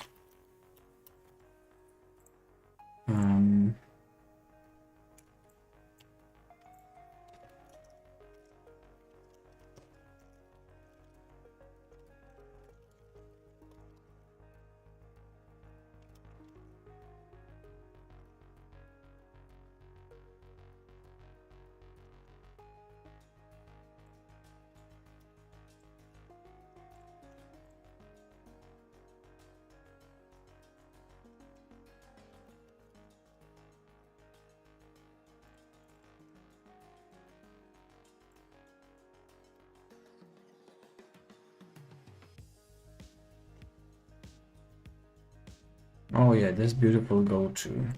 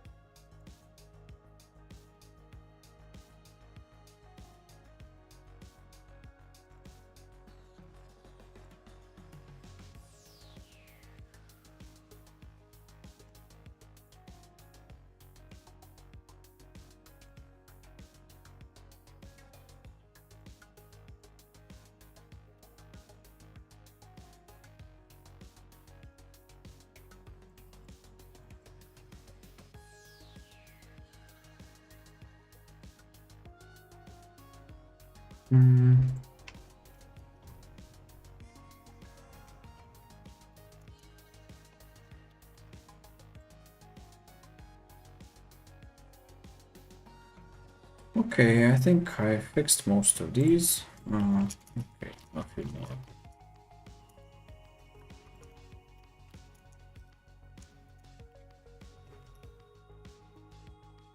All right, and now instead of calling fprintf signed, we just need to do write number, or it's just right. It's just right.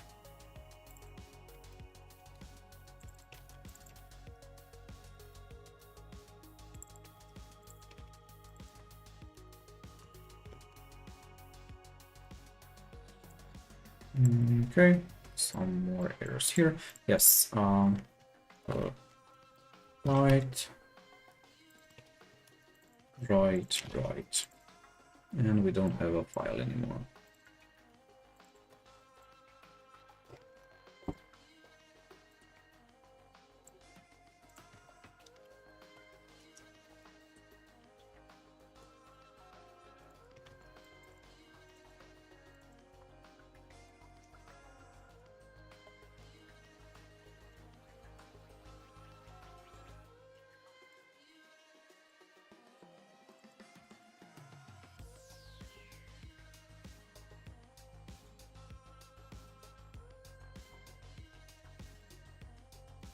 Okay, I think there are no more errors.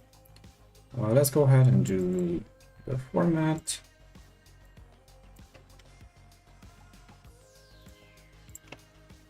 Implementation, and this one we'll just call v format. And we don't have a file anymore. Okay, and format buffer.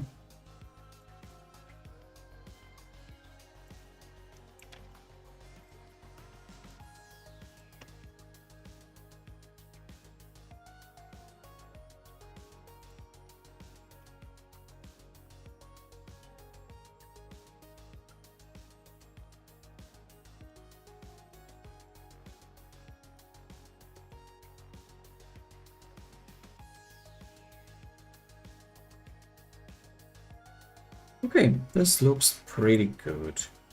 Let's try to compile, and hopefully we have no more errors and warnings. Okay, the return type is not returning.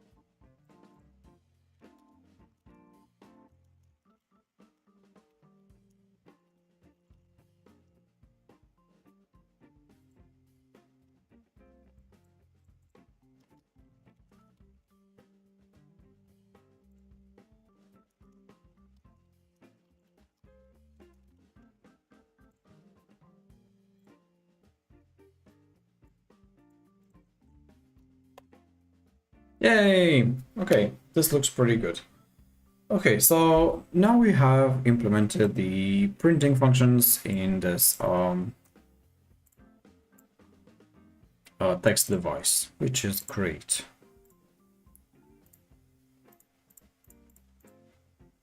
All right, so now let's create an Arch folder,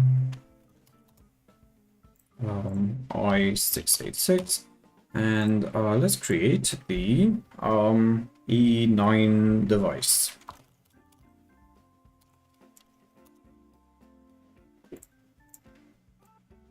And this device will just implement I made it a folder, right? i686, and I want to create a new file, E9 device.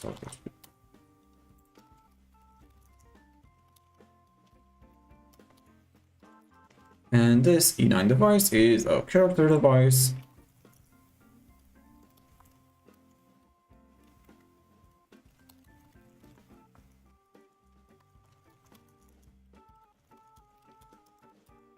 And this one will inherit from character device, and we need to implement all these functions, basically read and write.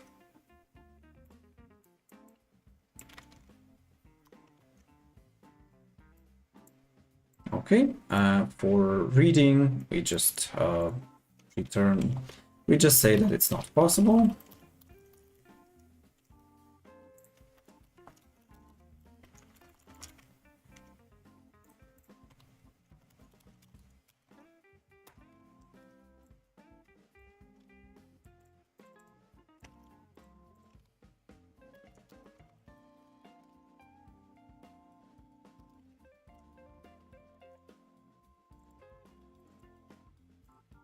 Okay.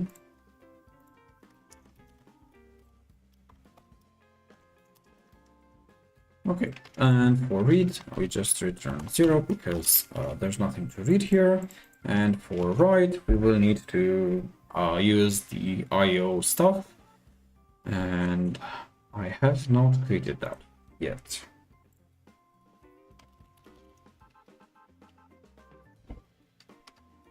And I think we can just use the one from C. I think it's fine. So x86, I just need these two functions.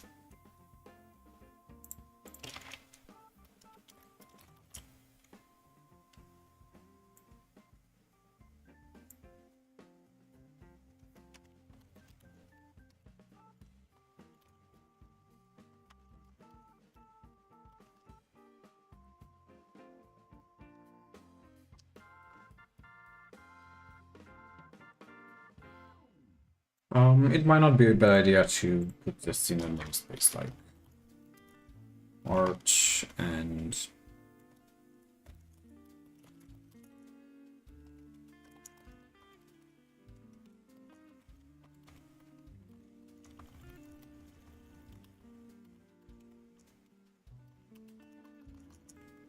okay, and I will do the same with these IO functions.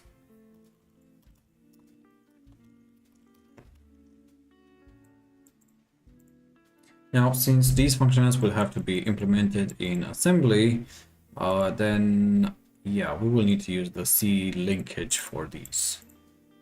So let's create a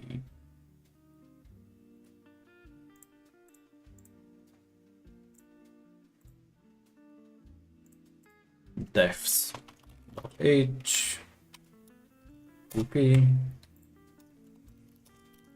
and I will create a definition for export, and it will just be extern C, and another one for ASM call, which, so whenever we want to do a call to assembly, we always use this cdecl calling convention, so I'm gonna put that here. If we change our mind and we want to use a different calling convention, we just modify it in a single place instead of everywhere.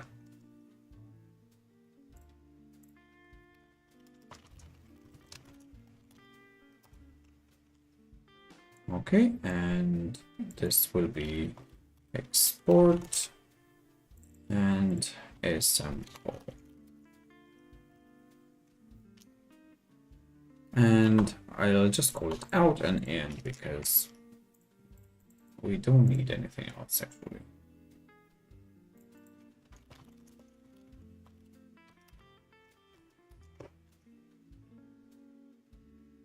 Okay, we have uint 16, we have uint 8, and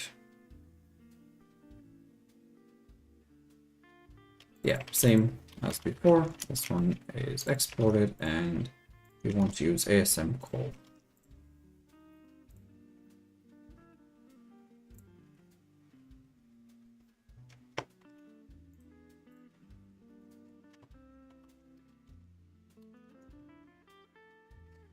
I had this issue before when I think we okay, so we're fine.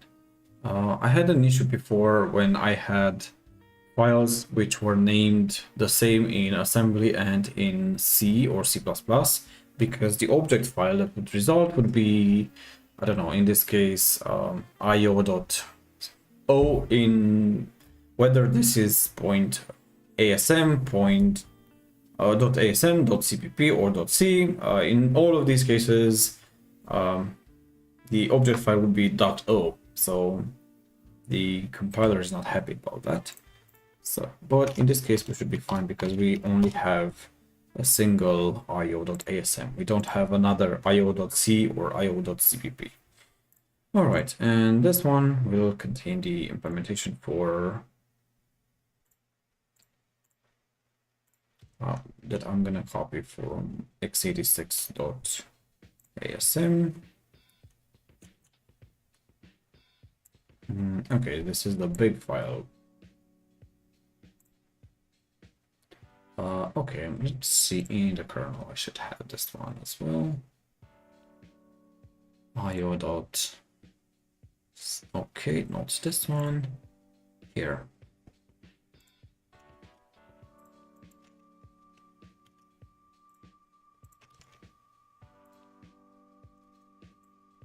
And all of this code is 32 bits. There's nothing here that's not 32 bits. And names are out and in.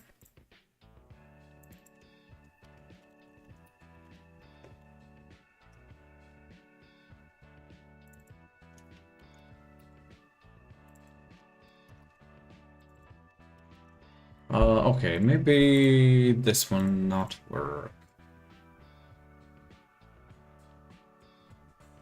Okay, let's just call it output. And, okay, let's try it and see if it works. If it doesn't, I'll change it.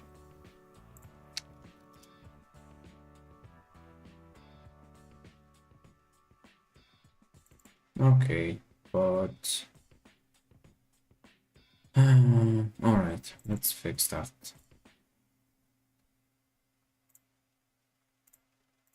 Yeah, I have to add the namespaces to this as well.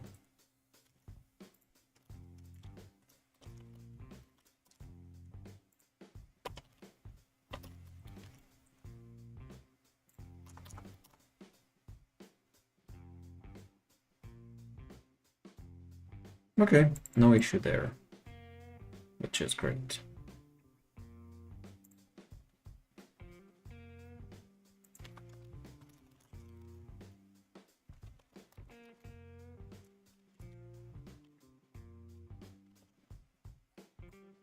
Okay, it might be good idea to call this HPP as well, so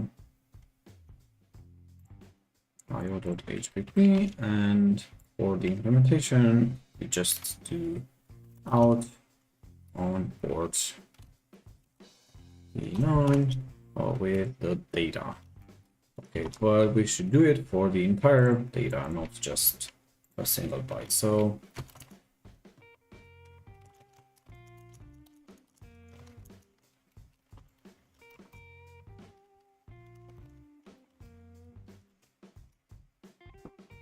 all right.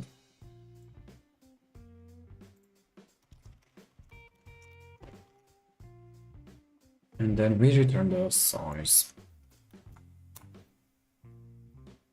Okay, this looks great. Everything is compiling, which is awesome.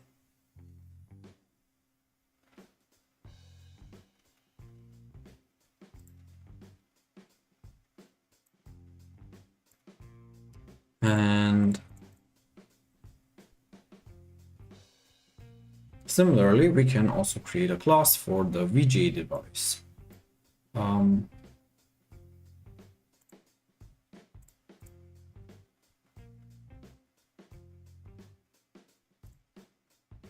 will not need this print anymore, and I'm gonna create a class for VGA text device.hpp.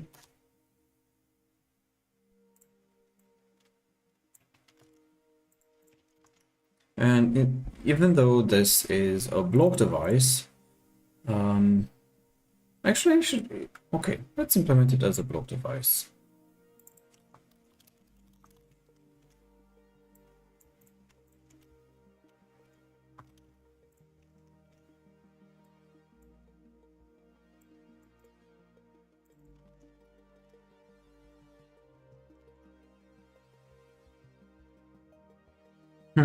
Okay. I think it might be best to implement this as a character device as well, because even though it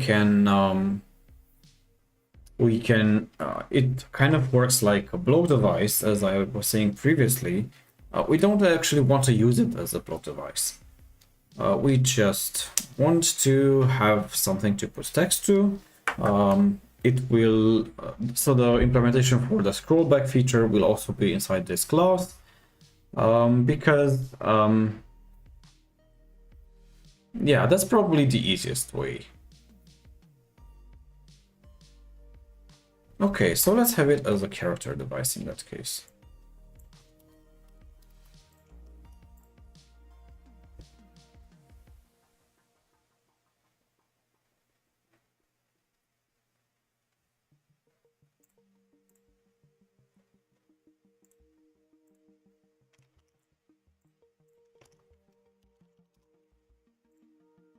Okay, and basically same as here.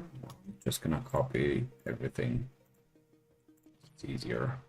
And instead of E9 device, let's just call this VG text device. And replace everywhere. Okay, and reading also doesn't make sense for this device. We're not gonna use it for reading anything.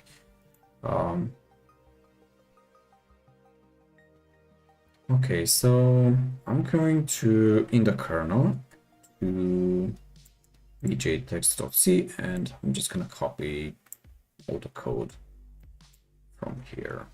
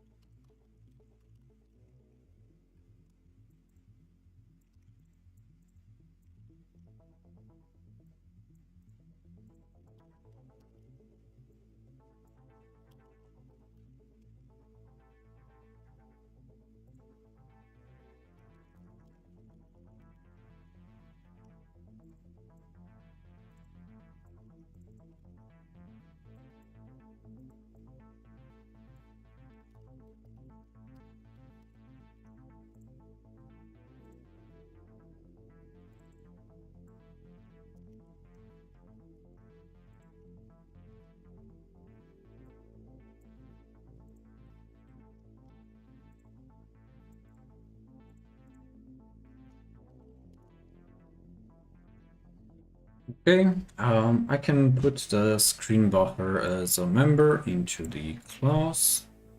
That might actually make sense.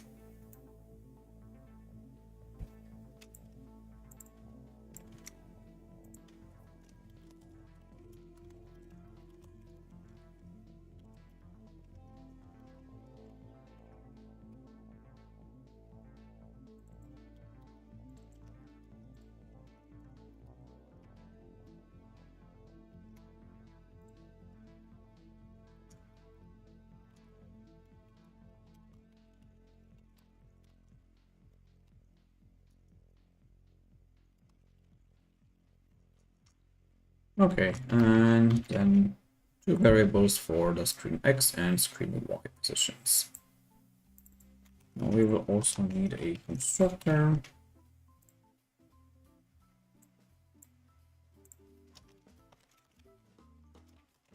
And here we initialize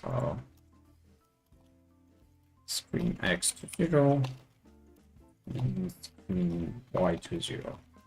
And inside this initialization function, we can also clear the screen.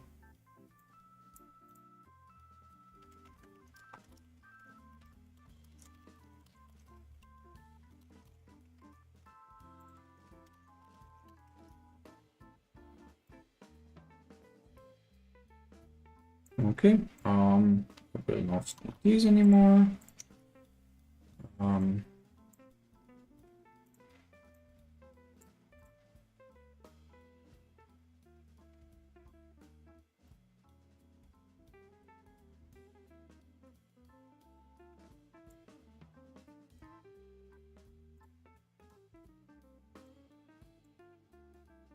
And we'll have a few private methods.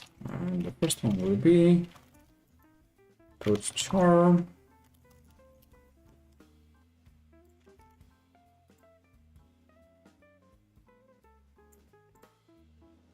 And of course, clear.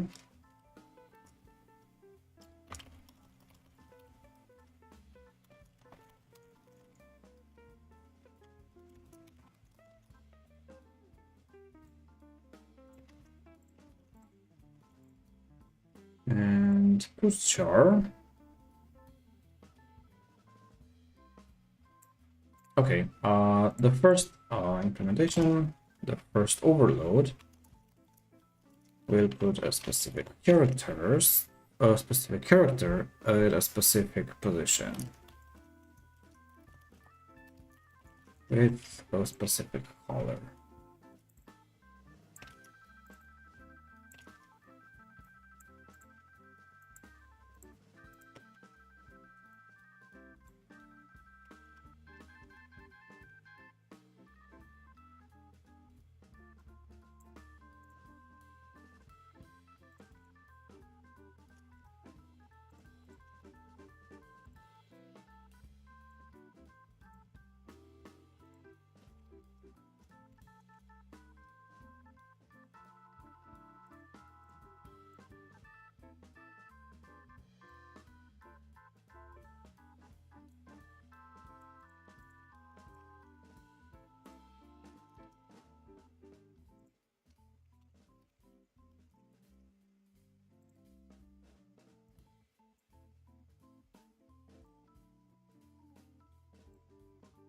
There's no point in implementing the get char. Actually, there is. Okay, fine. I'm just gonna have both the put char and put color, and then get char and get color. In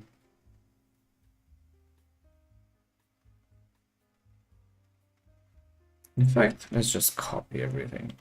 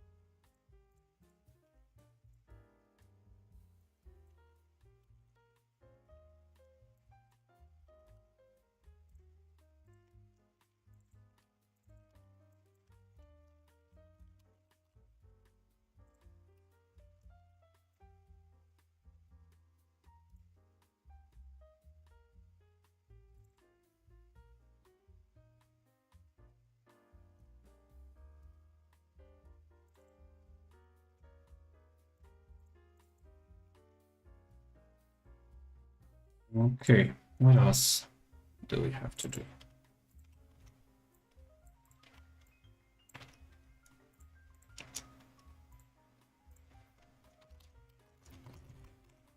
Okay, implementing.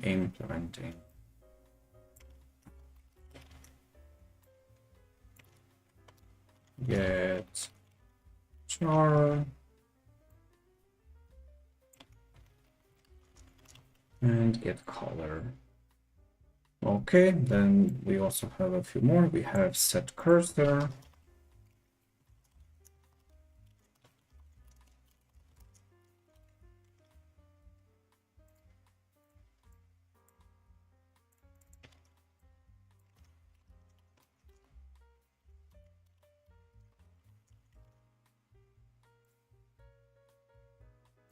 And yeah, for IO we have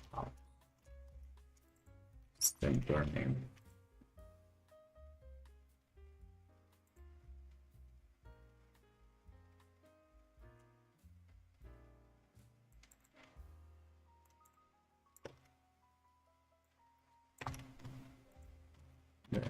clear screen.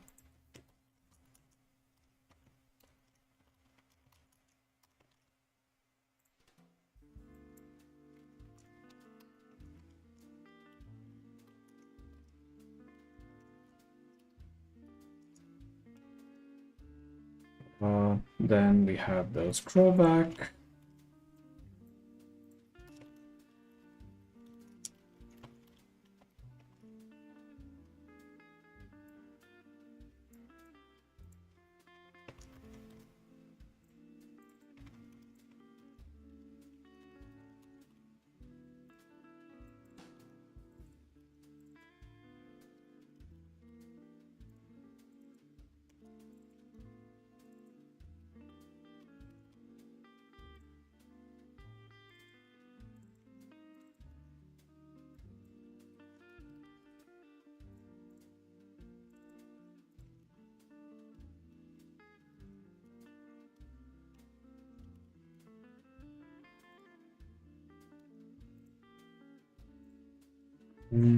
Okay, I think I'm almost done.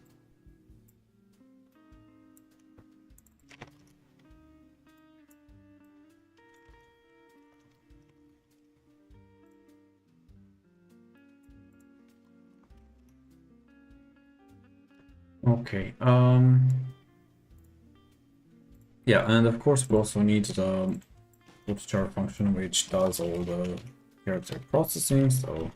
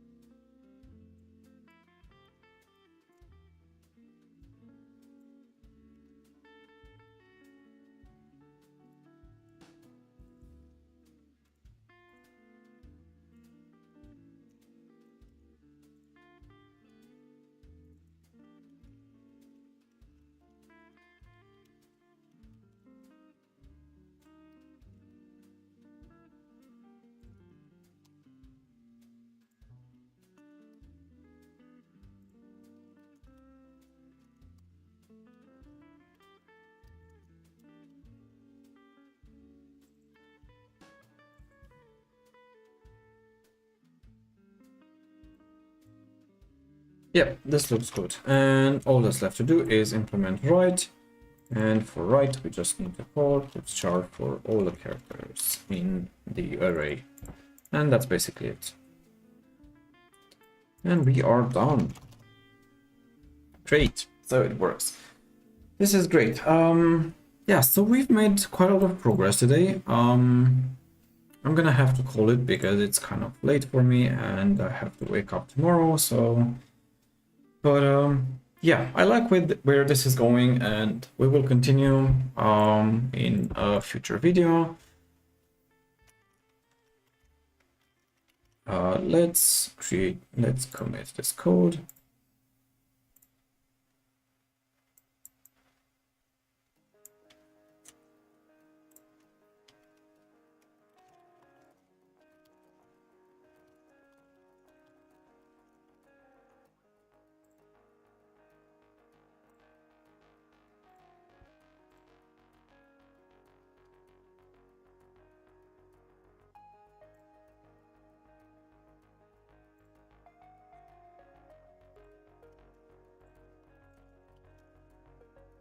Okay, good.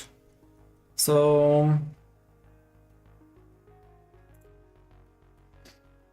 okay, I didn't know what this was, so 8 problems in file. Okay.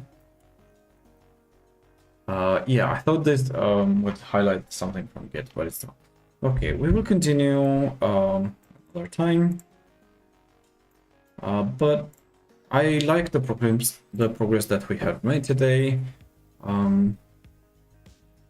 So what I'm thinking of doing next would be to basically create devices for the debug and then for the console, and to basically link up this VGA text device with what we did here in this text device.cpp, what we did in this text device class, and to basically link everything together so that we can have a common place where we have all the print functions. I think the debug stuff is probably the most useful.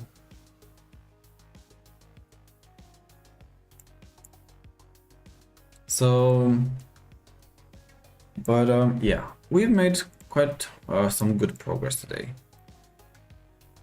Okay, so the plan here is to basically get rid of all of this C code and replace it with C++, and create a class, for example, for the disk. It would make a lot of sense for this to be a block device, so it implements all the stuff from the block device interface. Then the FAT driver, it will also be like a block device which relies on another block device. So that's gonna be interesting.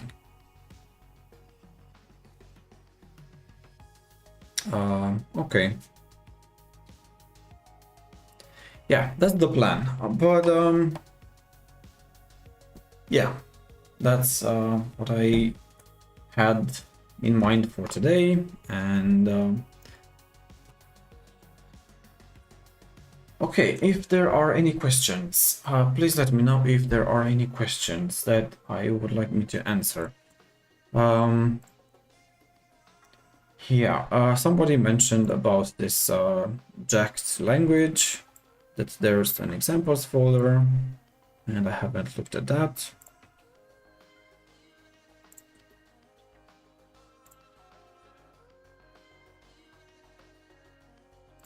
Okay, so these look a low number. Okay, and you don't have any imports, you don't have any includes. Yeah, this language looks nice. I don't know what to say about it. I haven't tried it myself, so I'm not really sure what my take on it is without actually trying it. But yeah, it looks pretty nice so far, and it has some interesting stuff.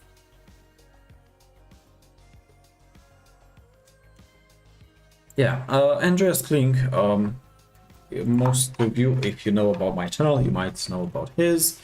He's doing a lot of cool stuff about programming, about making operating systems. He also has a YouTube channel, and he has built quite an advanced operating system that looks very cool. And he makes videos. He makes a lot of videos explaining, basically implementing a lot of this stuff. Now, something I haven't seen on his channel, and the reason why I actually decided to start my own channel, was that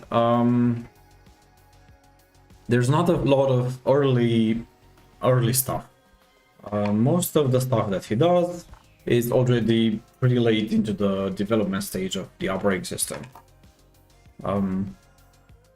But yeah, these basics, they can be quite hard for some people, and I've had difficulty with them too. But we're learning together. We are learning together here, and I think it's very interesting. There's a lot of value here, and yeah, if you learn about how operating systems work and how to make operating systems, that will also change how you program in general. You will... I noticed this when I started learning operating system development a long time ago, back when I was in high school. It kind of changed the way I think about things, and knowing how stuff works behind the scenes, it's a very useful skill to have. yeah. Okay, if there are no questions, then thanks for your attention. Thank you a lot for watching, and I guess I'll see you in the next live stream, or if I finish the video, in the video. Yeah. Have a nice day, and see you soon. Bye bye.